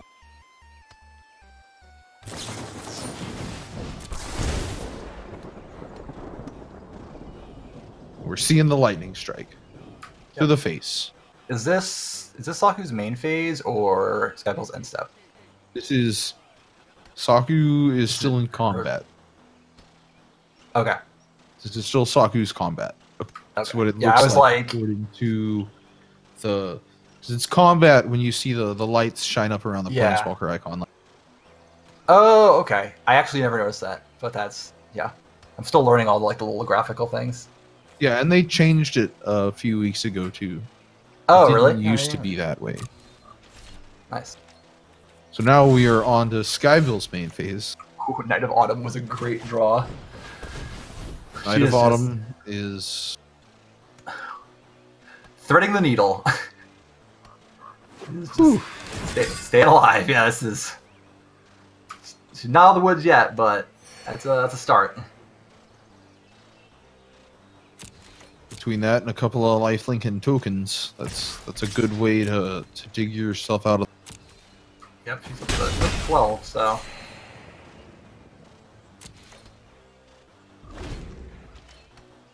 Pyromancer is good. Triggers both Spectacle and is a wizard. Not sure if you just want to, unmove here, though? You probably want to cast Skewer the Critics, but you probably want to hold on to the Wizard's Lightning. Just in case, I don't know, something happens.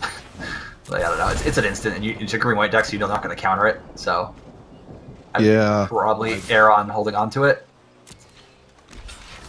And we're going to see the Knight soaking up 2 more damage, or 3 more damage even. Math. All right, we got a little bit of addendum action.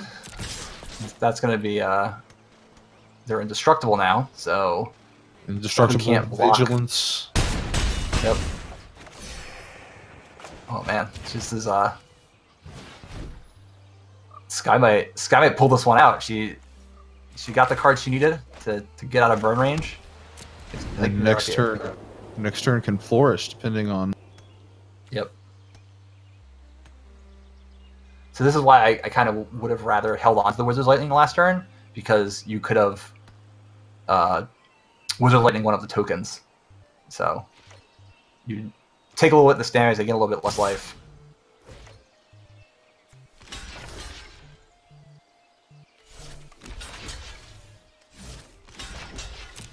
We see a token block. Or not a token, a Vanguard block. Changed.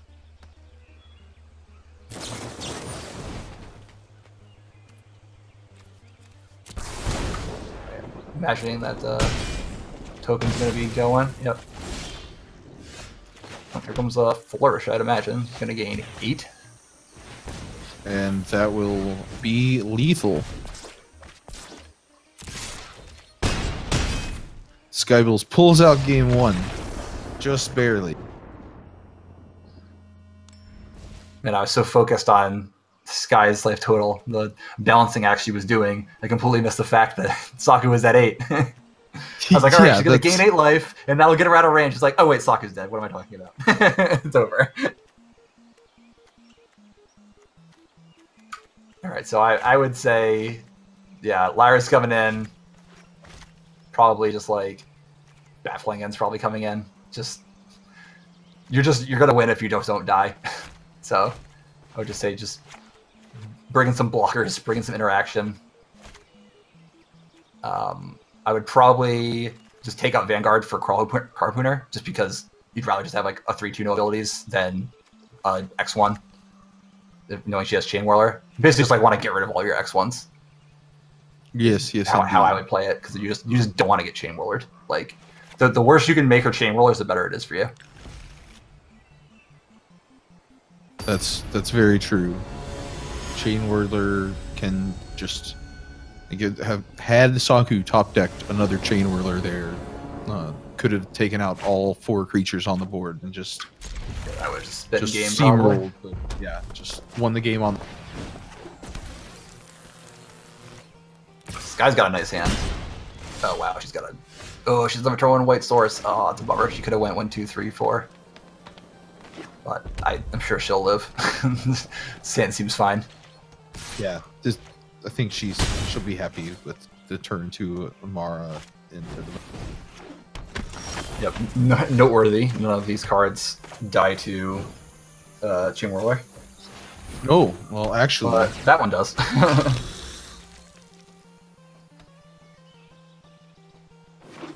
and we're gonna see the Chain Whirler take him out right now.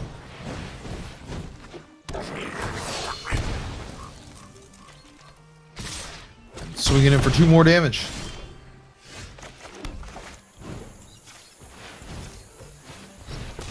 Now we're gonna get a lesson in the history of the land. Yep. Teach you a little something about Benalia. Plains, knights, 2/2s, that's kind of their shtick. Yeah, just yeah.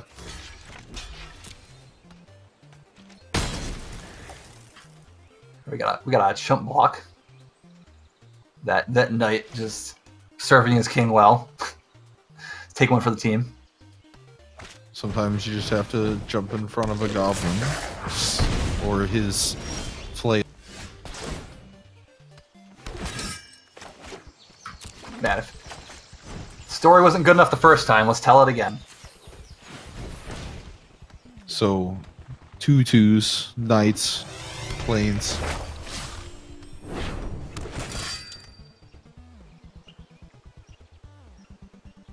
White mana. Nice story.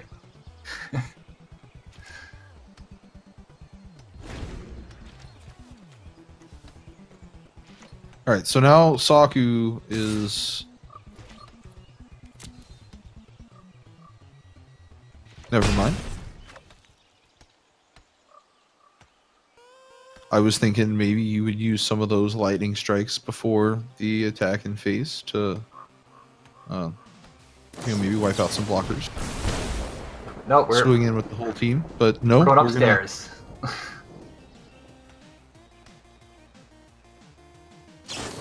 No, split the difference. 1 and 1. Sky Bill's at 7, and Saku at 20. We have 1, 4, 3.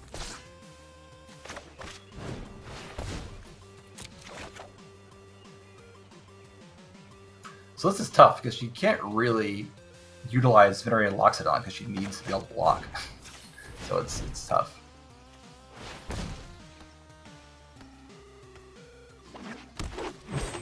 She's probably attacking with the Knights, though, I imagine. Yeah, I would think so. No real reason not to. If they block you, take down a. Oh, Yeah, you all right. just want to remove things from the board.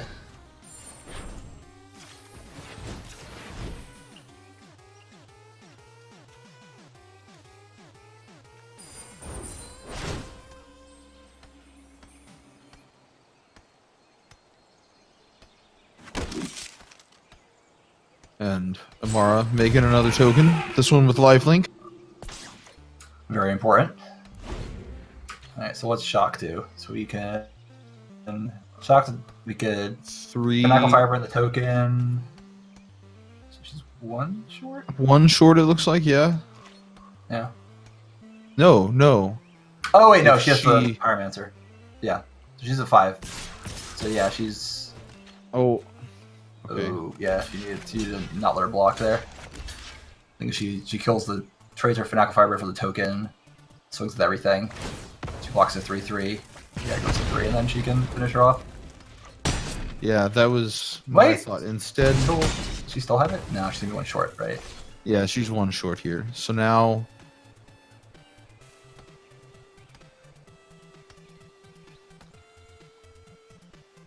Gonna wisely use the shock to take care of the Loxodon, and then Yep. 2 more. Alright, well, you have draws. That's a draw. Couple burn spells, we'll finish it off. But if she doesn't do it this turn, that March of the Multitudes is gonna probably be too much.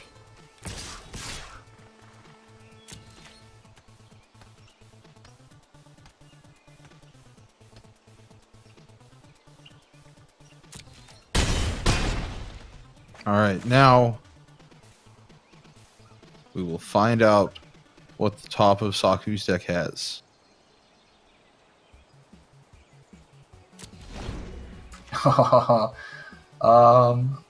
Okay. We got some redraws. That's certainly a card. Nope, that's not gonna do it.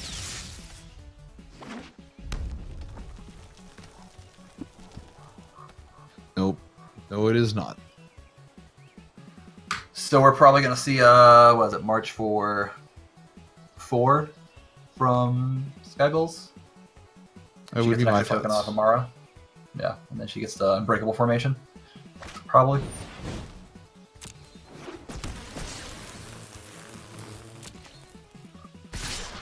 Oh, this is not gonna end well for Saku.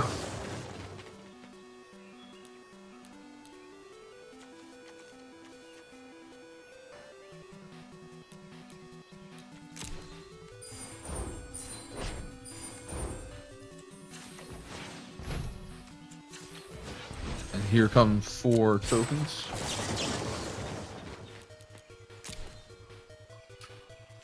Three tokens? 3 tokens. Looks like 3 is gonna be the number.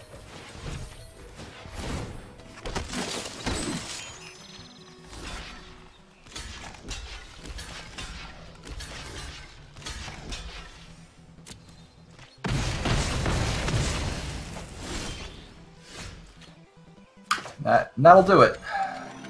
Yep, that Breakable. will. Breakable formation will deal Saku 12 damage, which is too many damages for her. That's 2 more than she has life. Life total now -2. That's not a number that is positive. So the game is over. Well said. Funny how that works out. You know, math and things. Imagine math. All right, so now we're gonna do a little bit of swapping around. We're gonna get Saku playing other people in the community. You might have seen some of them already tonight. But first, let's see if we can get Sky in here to talk about playing a little.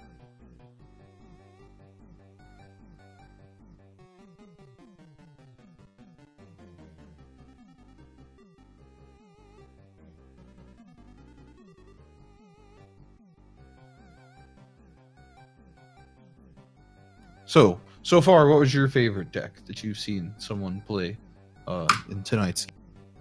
I really liked the blue-black mid-range deck, mostly because that's the type of things that get me going in Magic. Just lots of value, lots of comes into play abilities. What was your favorite deck? My favorite deck so far, I really liked the Simic Surprise.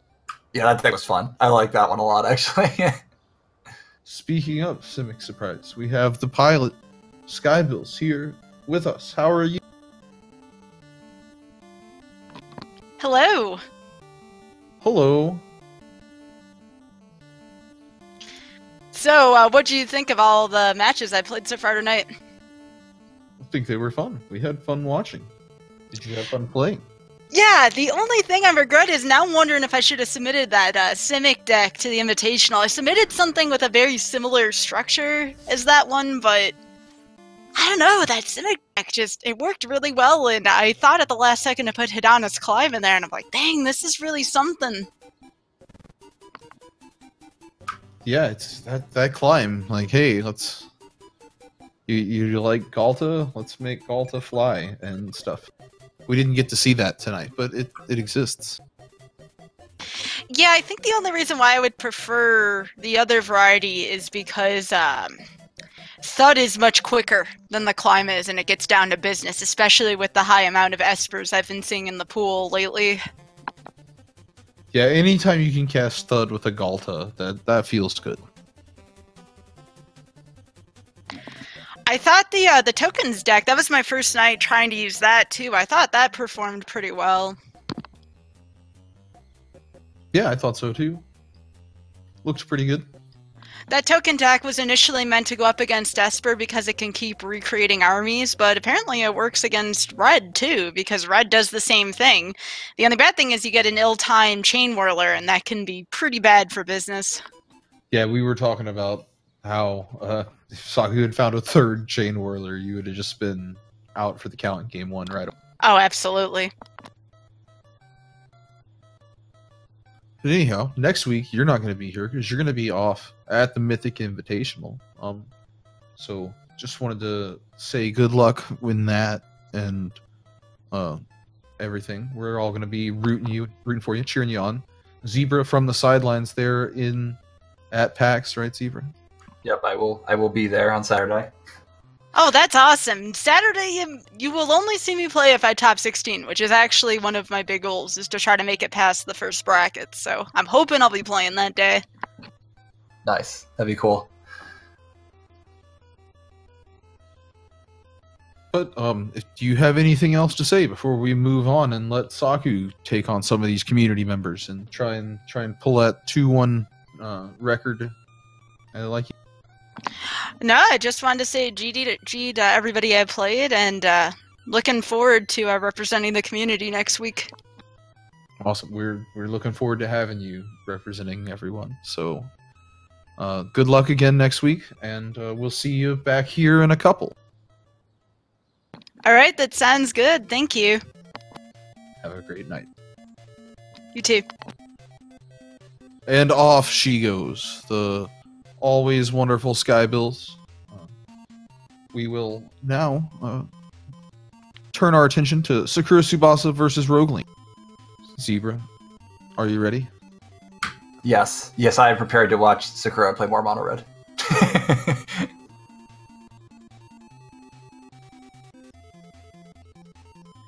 let's get things started. We have given the players the go. I've started my button, counting down the timer.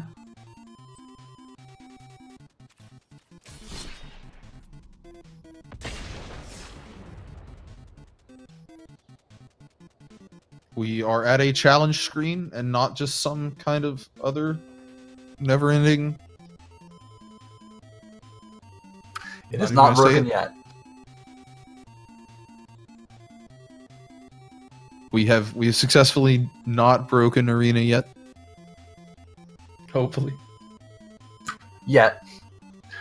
Doing some load testing for them tonight.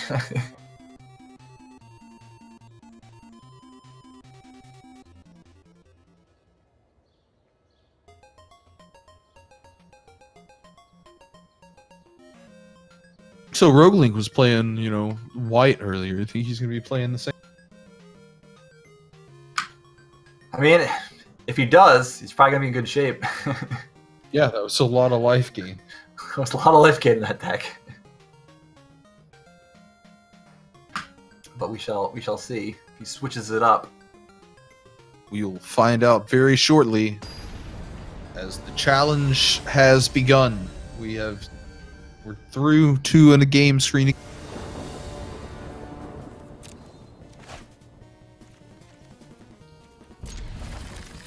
Oh, and we are seeing a Rakdos aggro deck.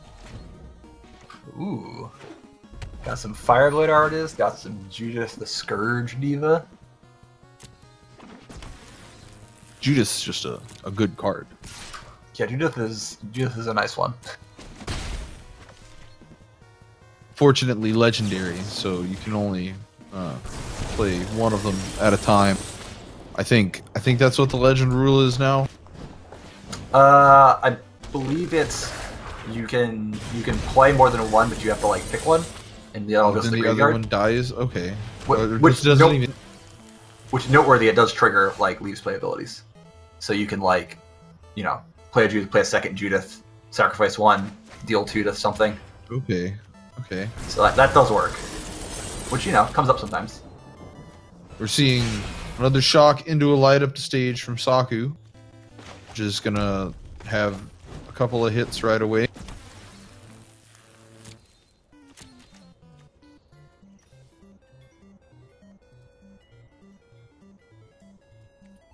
She's thinking about it.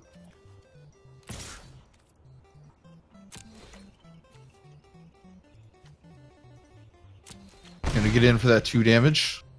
Yep. Ooh, Combat Instigator. That's gonna be good against a bunch of X1s trying to attack you. Yeah, just a. Especially now that we got Judith online. Oh yeah, we are delivering the beats. It is a race, ladies and gentlemen.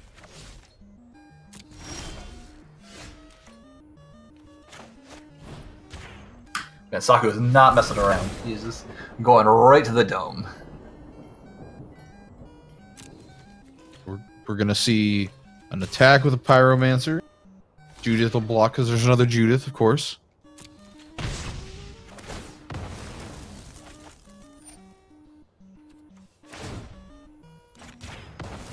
Oh, and the Judith is gonna ping the Firebrand, which is instead gonna ping the 10th Street Dodger.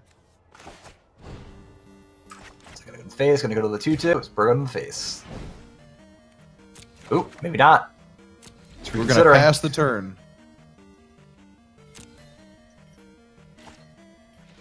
I see another Judith coming out.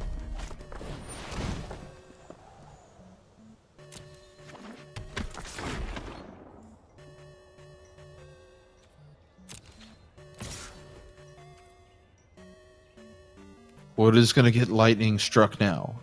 I think it's gonna be Roguelink. Because if she was gonna do it, I think you would have done it before the Judith resolved. Yeah, I suppose that would make the most sense, huh? You don't want to take more damage.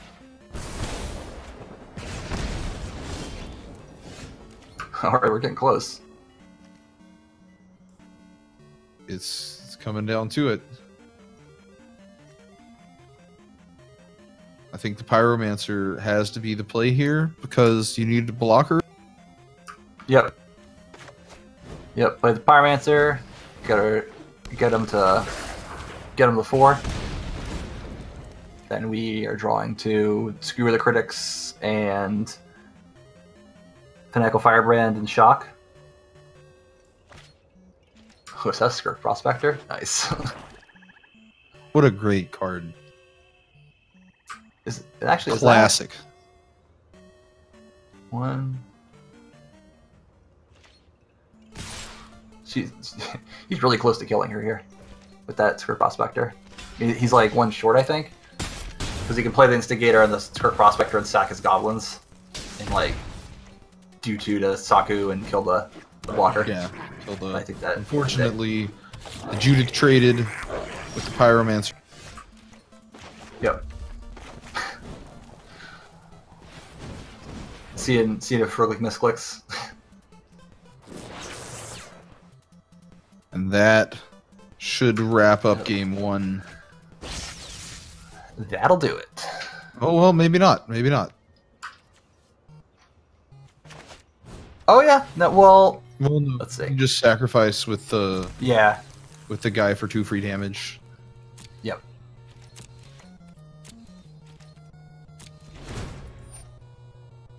Well, no, even then. Oh yeah. Yeah, she'd go She to can 1. block and ping a guy and go to. Yeah. What? Oh, They're not dead. Oh no. We'll never know. on to game 2. Yep. I would say those electrostatic fields are coming in. And the lava coils probably.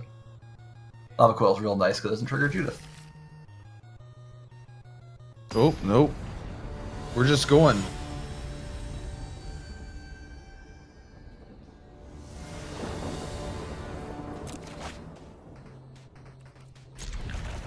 Saku's not messing around. She's trying to get through these matches quick. She wants to get out of here. She's got Rando to play later.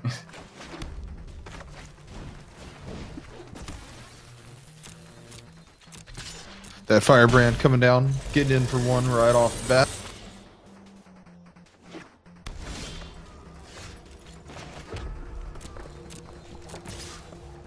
We're going to see another attack for 1, which will light up the stage.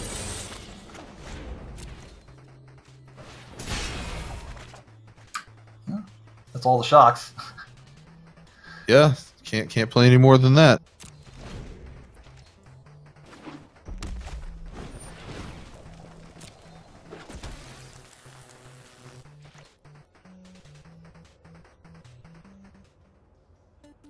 We have a Firebrand on the other side to turn on some damage. Yep.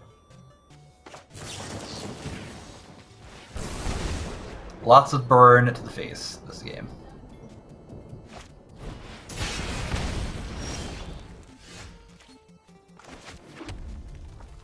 Yeah, it's a lot of burn in both players' hands. So what is that? 6, 9? 9 in Saku's hand, 3, and another 4 now in Yeah. Rogueling.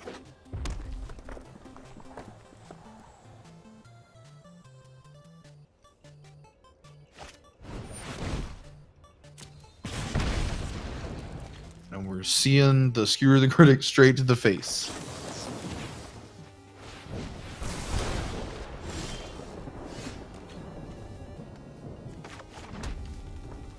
So now we're 3 turns away. It's a 3-turn clock, quote unquote clock. Yep. Realistically, any burn spell will probably do it. Yeah. Any. Most burn spells, I should say. Not really any. Well, I guess she's not gonna draw another shock, right? Yeah, there are no more shocks to be found.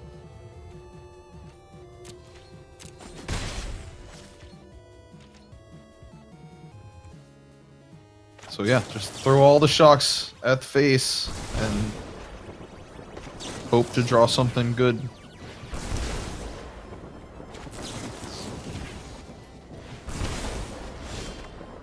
That kinda does it.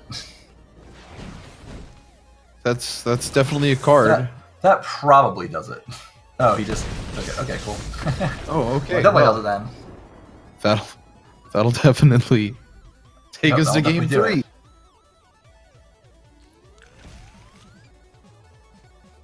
I love Risk Factor.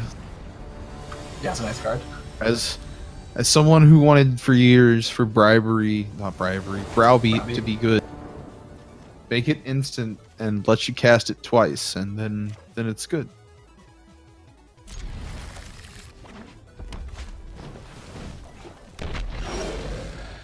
The Footlight Fiend coming out.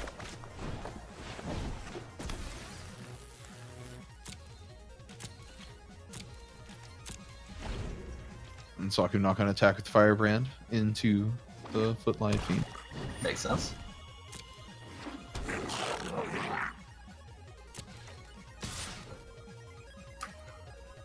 Probably blocking here and pinging. I'm just going to take the 1.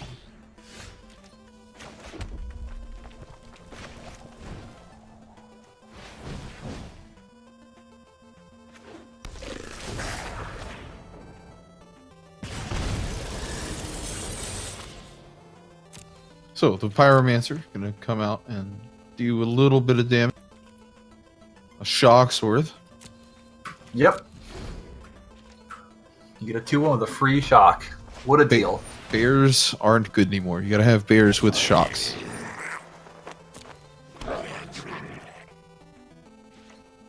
Oh man, that Chain Whirler off the top's looking really good for Saku right now. Oh yeah, that'd be a nice one.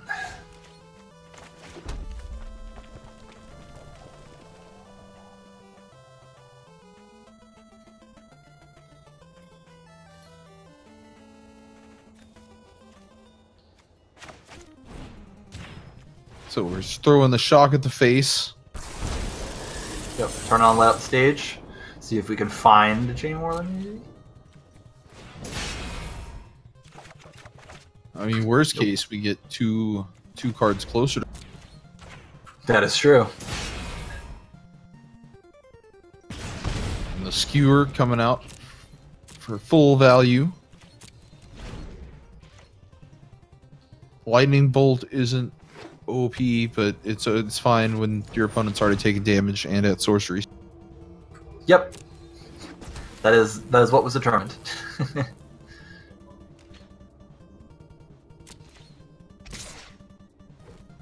I just like 1 mana, 3 damage effects anytime. They're Just like any time, just any like 1 mana. Lava Spike. Lava Spike was Yeah. great. Bump in the Night. I played Bump in the Night. Oh, Bump in the Night. We get a start on Bump in the Night.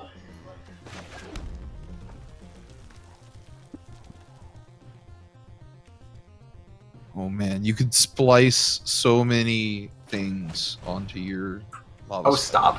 Just get out of here.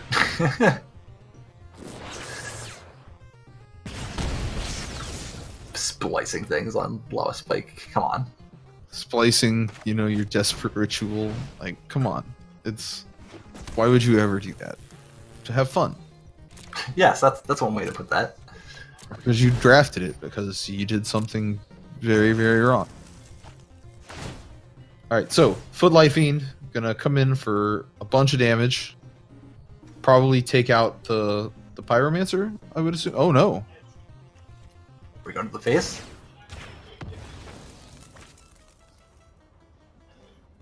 The Firebrands are going to the Firebrand, but the Footlight Fiend is going to Saku's face.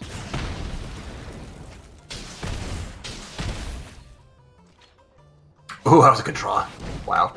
Yeah, okay. Judith off the top is all right there. In that Send them situation. in.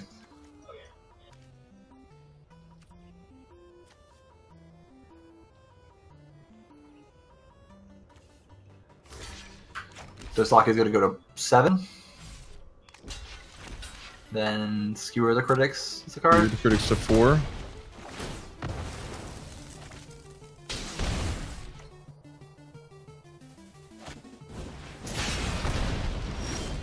So now... Really close. I don't think she has to like burn the creatures, I guess. I mean, I think just an attack. You kill Judith, and you're okay depending on what's on top of the deck. Yeah. But that's a rough place to be. Oh, or we're just gonna lose. That's fine. Not doing it. Oh, Footlight Fiend. Here you go, the Mighty Footlight Fiend. Cheering him on from the sidelines. So we'll never know what was on the top of Saku's deck, but We'll never know. GG to Rogue Link 2-1. Taking one for the community. Hell yeah.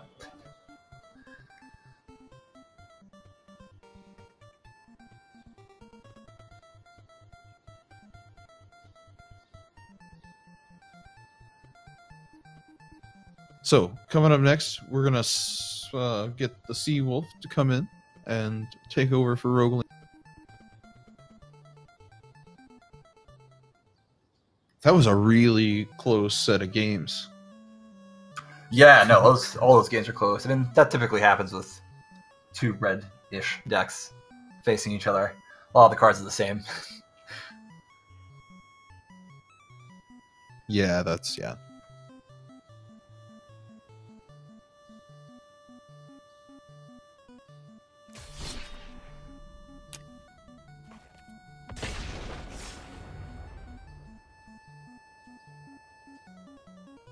So Seawolf was playing the Pirates earlier, Oh yeah. and also played a couple of different decks. Played the one against Kaizen too. Yep. All right, here we go. All right, we are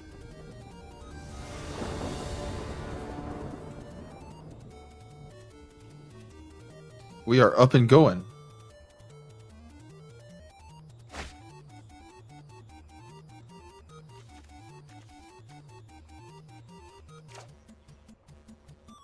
I don't know about this hand. Oh no, Jeskai control. Ooh, I definitely don't know all about this hand against Jeskai. Yeah, oh well, we're keeping it anyway. Oh no. I mean, I guess she doesn't know she's against Jeskai, but those revitalizes are gonna be nice. Yeah, both of those revitalizes are going to be key. Nothing like gaining three life against red. Like, really says counter, target, draw a card. Yep, basically. It's that magic number 3.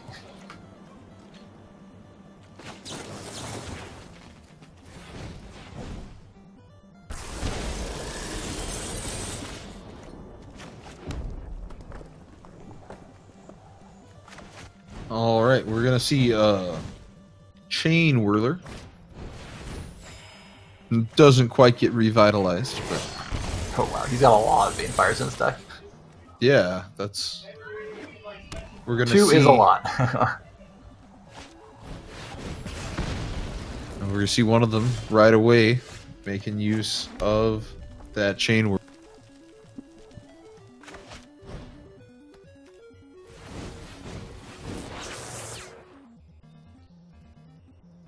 The risk factor getting in for 4 damage.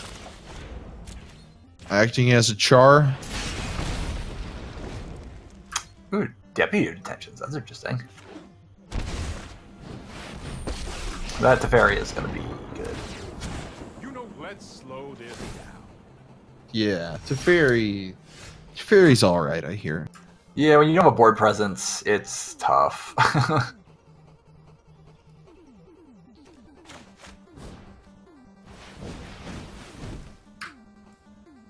Though Saku does have a lot of burn. I mean, Yeah, she's not going to die anytime soon, so... and Seawolf is at 6. You know, well, now at 9, but Oh man, she is close. No time for a break.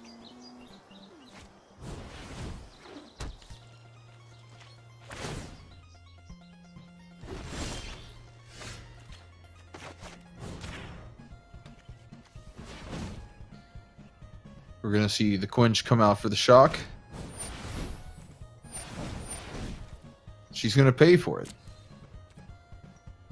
Makes sense. Still has enough mana to fire off that other shock. Oh wait, She has to click the mana. click the red mana. Yeah, click the mana.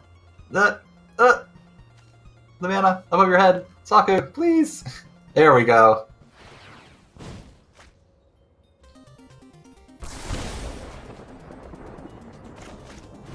All right, and now comes the second shock. Don't want to waste the shocks off the top of the.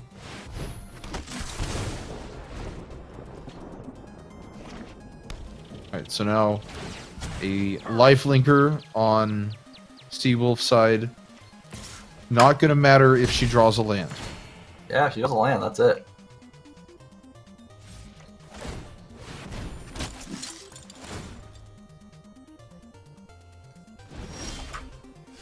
That plays.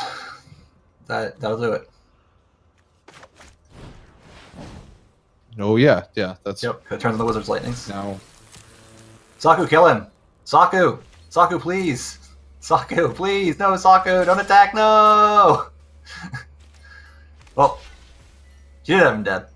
She doesn't anymore. Now he's just 7. True tragedy. Sad days. You hate to see that happen. Just absolutely.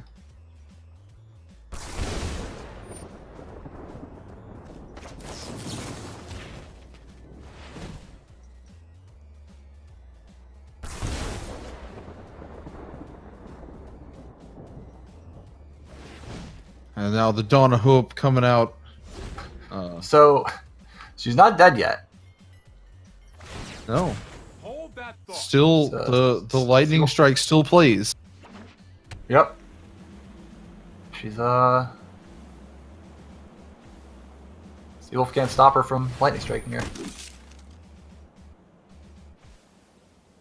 Nope, no counter spells here.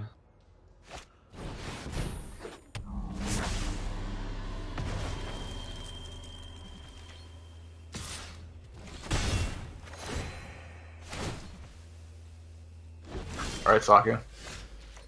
Let Saku, please. Alright, well now all she needs is a land. She's she got she's 3 has of to- them. She has to be The playing to the game crowd, is right? telling. Alright. There we go. Saku, Alright, Saku. there we go.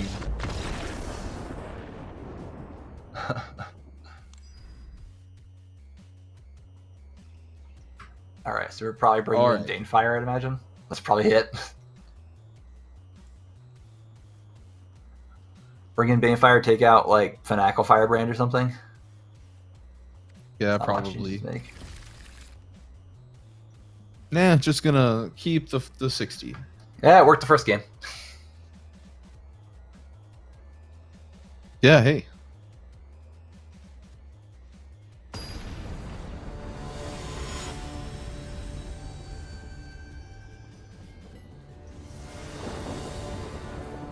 So, game 2.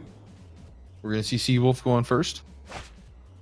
And that's 1 land and a lot of stuff. We got 2 one-landers? Is that what we got?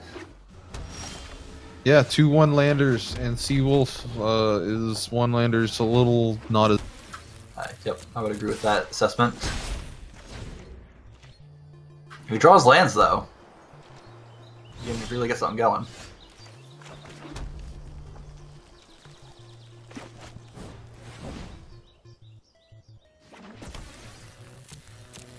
Yep, and that Revitalize will definitely help off the bat. Drawing a card, gaining a little...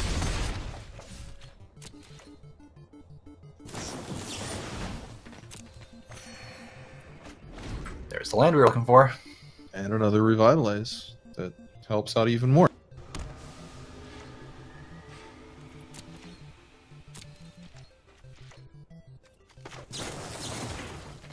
Saku gonna send that shock to the dome.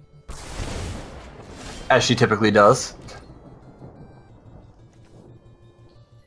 So we're gonna see the shock and then the lava runner, and then another 4 damage.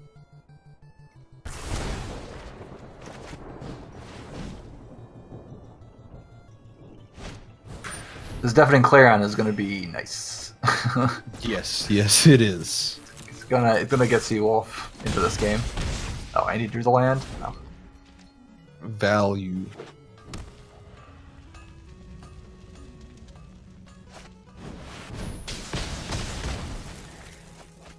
Oh, so I could get through a 3rd land for a Chain Whirler. So let's oh no, she's firing off a risk factor. Imagine Seawolf will just take the 4 here. Yeah, I would.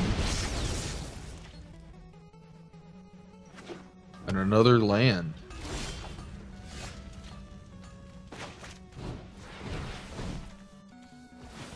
This Chain Whirler is likely going to get quenched. Yep. It's good to use your counter spells when you can against aggro decks. Yep, anytime you can make your counter spell a hard counter, you want to. Yep. And here comes Niv Mizzet Eru. It's going to be tough for Saku to answer.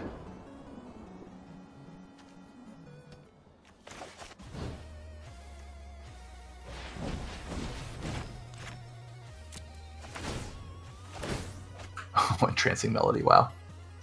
That's a card. That's a good one, yeah.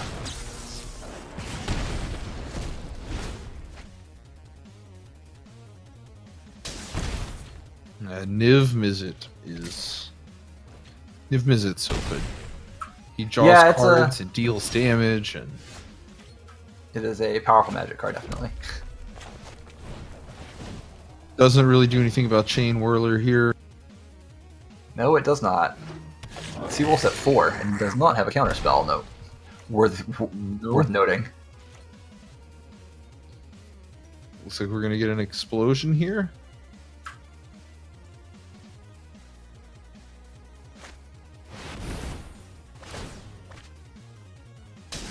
Ooh, Clarion's probably going to do it. They can just lifelink up their Niv Mizzet.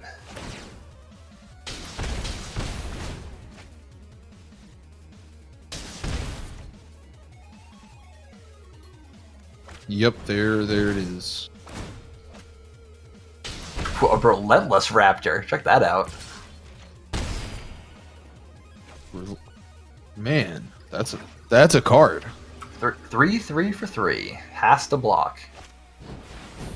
Has to attack, too.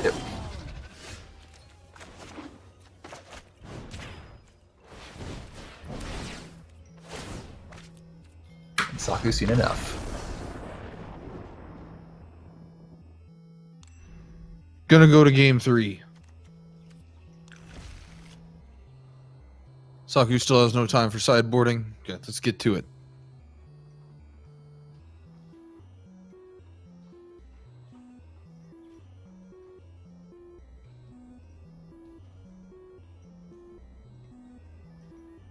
So game 3, what do you think? You think this is going to come down to the coin flip? Is the play going to win? I mean, if Saku has an aggressive hand like this, then I think she's probably in good shape.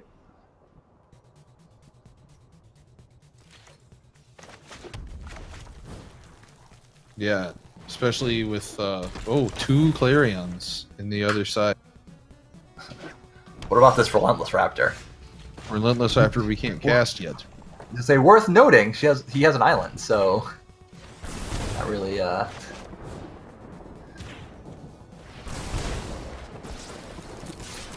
right, starting the game. Untap in turn 2 at 13. Oh man, oh, it's getting lightning striked. I would imagine. Nope, Saku still loves her risk factors.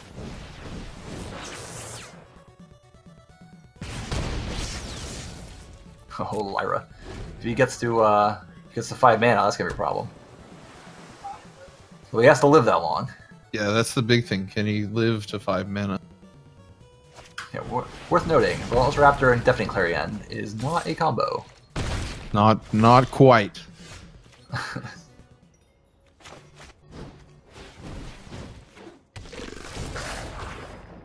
Pyromancer is pretty good.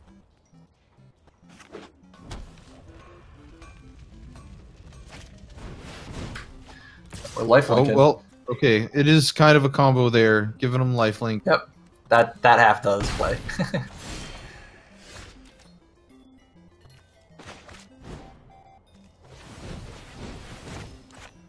You're gonna see the risk factor again. Oh,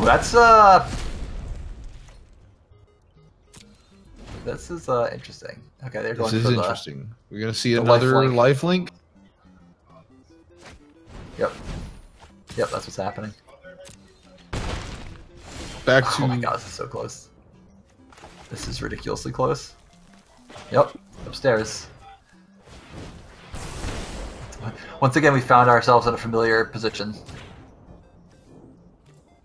Oh, change your mind. Okay, we're killing the. We're killing the dude. We're gonna get in there with the creature. Oh, Shockland. That's not where you want to be. Seawall has a choice to make. That's a tough Oh, choice. he's taking the risk. Taking the He is two. taking the We're risk. going Lyra. Oh man. He got away with it.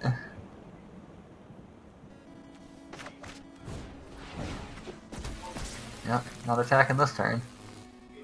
Oh, the Revitalize. Oh, brutal. Oh, that's gonna just. That's Yeah, gonna close the that's- window. That's gonna be tough.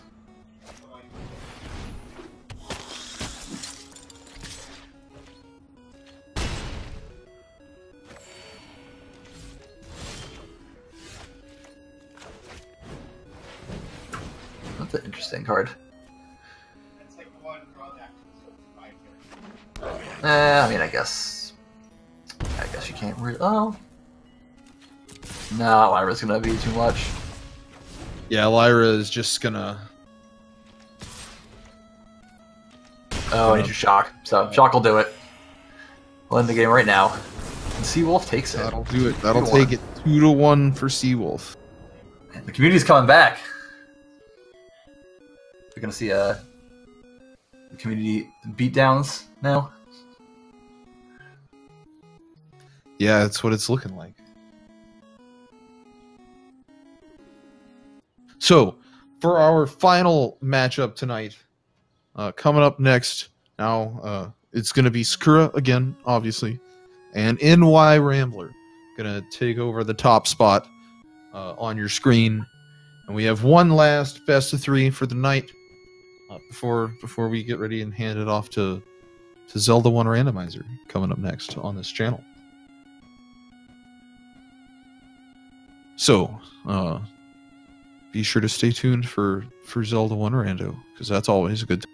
But first, we have more battling to do. I love battling. It's going to be mono red against Esper Control, question mark. Probably. NY Rambler, known for every variation of Esper Control I've seen on the internet. So He does tend to like to spam random discords with Esper deck lists. I have noticed that. they look like fun lists, at least. Sure, that's one way to think. Oh, anyway, let's get started. We have, again, random avatars on both sides. Sakura winning the coin flip. Gonna keep that hand with action on turn 1 and a risk factor. We know how much she loves risk factor.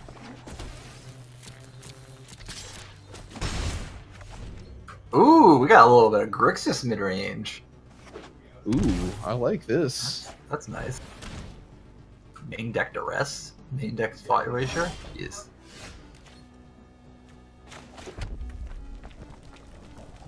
Not a fan of spells on the other side of the table. No, definitely Wants you to not. discard them. Does not want you casting them.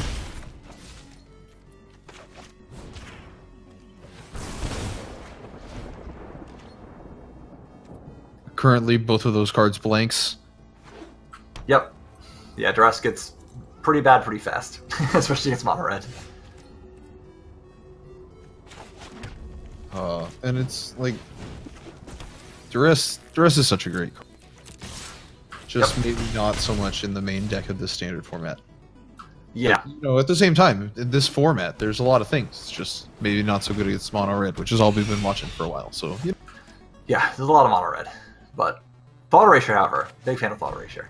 I like that. Thought card a lot. Eraser's excellent. like I that love it- Duress it too. grows. Just Yeah, in the Legacy. Surveillant Thought Eraser is just like so good. Yeah, it really is. The surveillance mechanic in general, I really like. Oh wow, he just has so many risk factors. I want to come up with a good pun, but I don't have.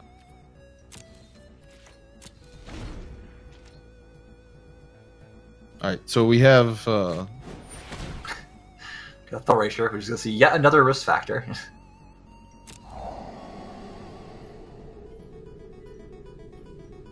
will get discarded now.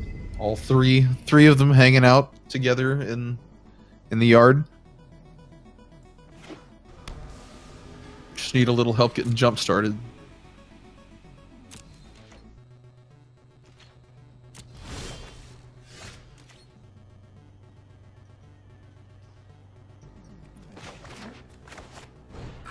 Man, Rambler can't wait around forever. These risk factors are gonna catch up with him. Yeah, that's a lot of cards and or damage sitting right there waiting to be thrown across the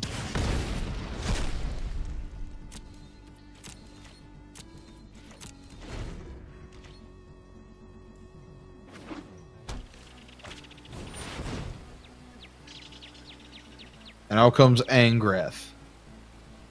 I think he's named that because he's angry. Yeah, I think so. You're just fuel for the fires of freedom. Kerr. No fire. Just throw in an axe at Saku. That mountain will be discarded. Another one will replace it.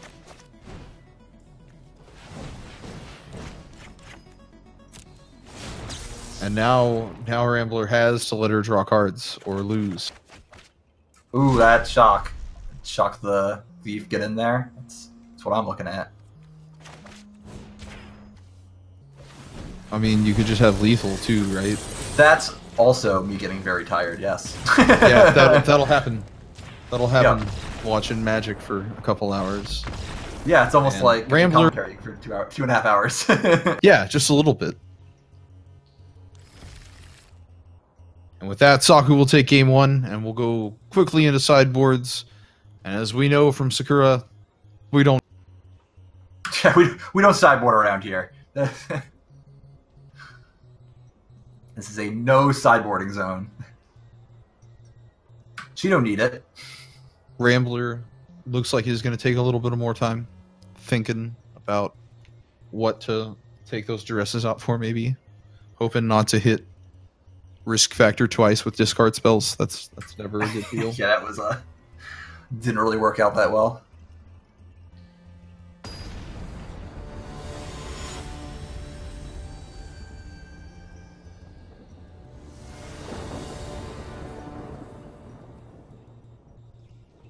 And here we go, game two. This time Rambler will be on the play, and that's not a bad. Yeah, you can't complain about that one. Ooh, wow, look at that. It's a lot of interaction. Yeah, it is.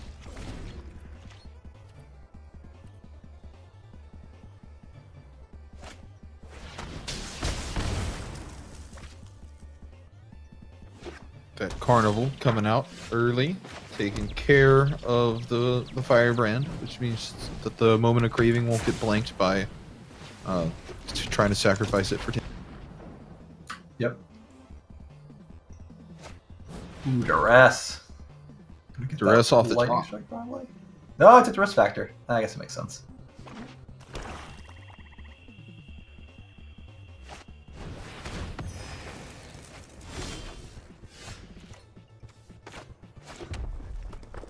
So now we're gonna see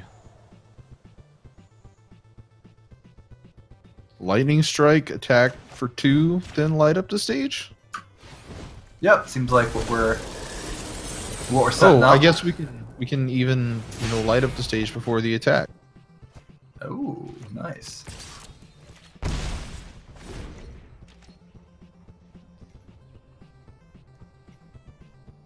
So now Rambler with only a negate in hand. Draws an island off. Not a bad place to be for Saku. Not at all. Turn a multitude of creatures. So you want to cast that shock before it goes away. Yep. Will we see the negate on the shock? I was gonna say probably not when that risk factor is just face up, but it's tough. Oh yeah, that makes sense. But yeah, it is tough. That is a tough choice still. 'Cause it's like risk factor is a lot of mana. Like, if you can like stop her on the ground, you might just be able to take the 4. And a Nicol Bolas, the Ravager.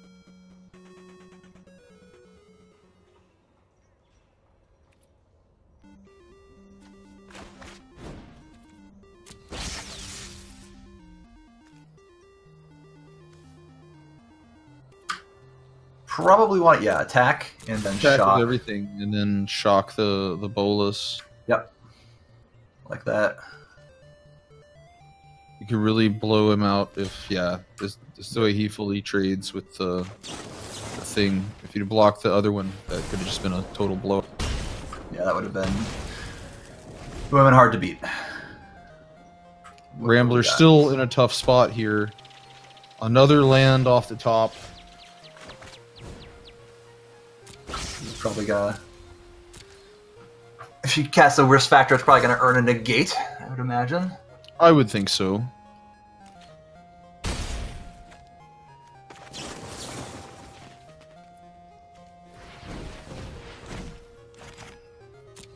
You would negate it rather than die to anything off the top.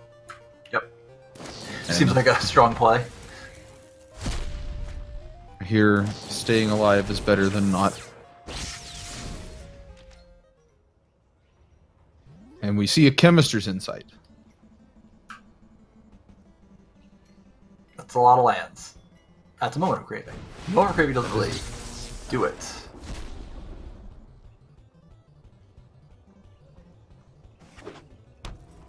And we see... That doesn't do it because of the Moment of Craving. But it's not bad.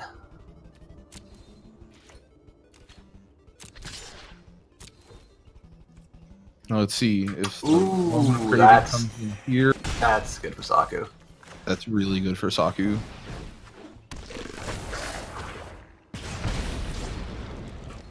Now he has to at least contempt the Chain Whirler. Go to 6. See what he draws for his turn. Bottle Ratio, that's not doing anything. Nope, that's a blank. Yep, I mean, I guess it Surveil. surveils. Yeah, but it's not really what you want to draw there.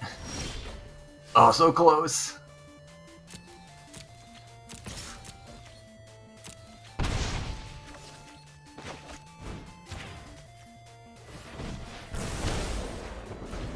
Did you draw it? For the update? We'll Nope. find out. Didn't draw it. Nope. And that Saku wins. will be it. GG to Sakura. Finishing off with a win for the team. What was the final score? Do we know? I think 3-3 overall. Let's see. Roguelink. Did Roguelink beat Saku or did Saku beat Roguelink? I believe Saku lost to Roguelink, but I honestly don't remember. That's why I'm asking. That's a good question. I think Roguelink won, and then that would put us at 3-3. Yeah, okay, Roguelink beat Saku, lost to Sky. So that would Okay. put Skybills at 2-1 and Saku at 1-2, and the team at 1-1 against each other, and the community at 1-1 against each other. So what you're saying is we're evenly matched. Yeah, yes, we are.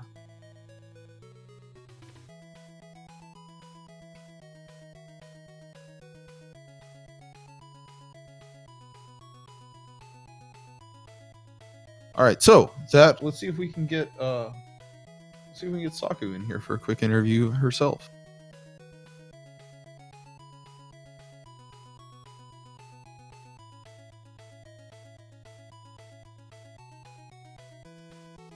Oh, so I hope you had fun tonight, Zebra. Oh yeah, it was a blast. I greatly enjoyed having you commentating with me tonight.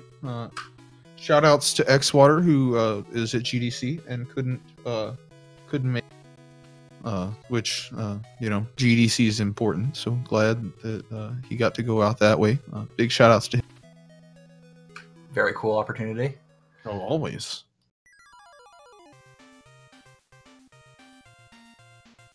Shout outs again to Skybills for hanging out for the first half and playing with everybody. And yeah.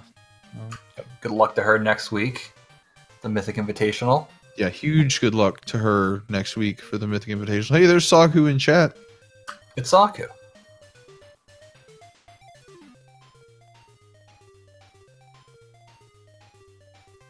Oh.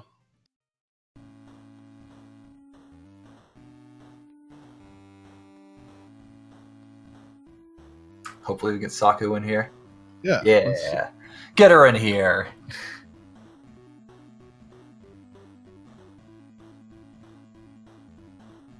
I know she knows how to get into the server.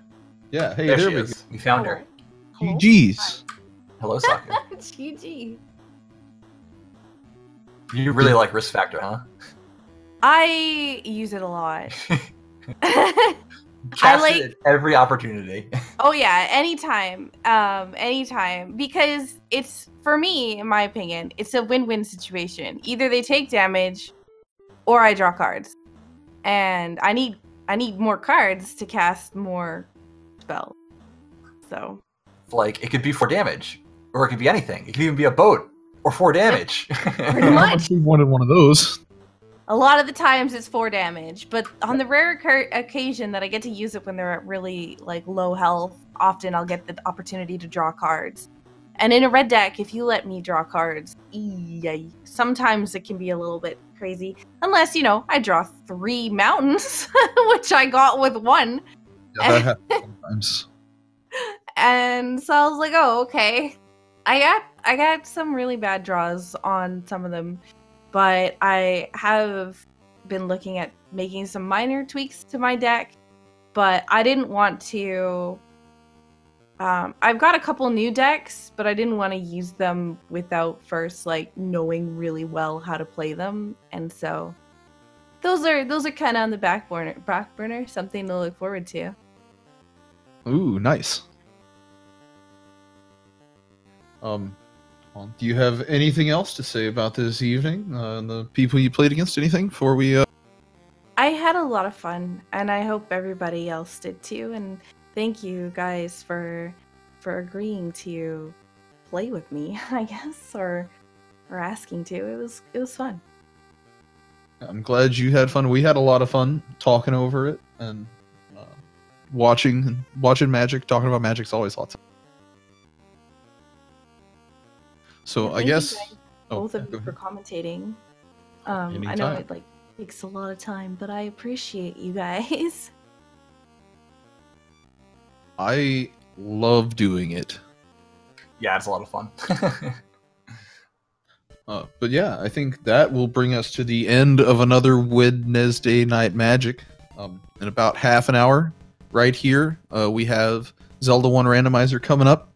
If you want to change gears back into speed running mode, check out the race there. Next week, again, we're going to be doing a bit of a preview show for the Mythic Invitational that I was talking about. Skybills will be at. So stay tuned for that. That'll be fun times. And let's see what else. Tournament coming up next month in April. Weekend of the 20th, 21st. Will be standard best of 3 format, traditional standard format. I will have more information in the coming days. Check the Discord. Make sure you're in the Team Instant Speed Discord. If you aren't, I'm gonna hit the button. There's the link. You can join the Discord. Ping Clifford in that Discord if you want to, have any of the roles, get in the community, get involved.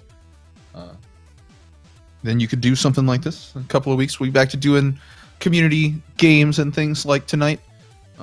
Make sure that if you want to join that, to be a part of the Discord and yell at me to give you the right role. For Xwater at GDC, Skybills, Saku, Zebra, and everybody else that played today, I've been Clifford. We'll get out of here. Y'all have a wonderful, great night, and we will see you next week.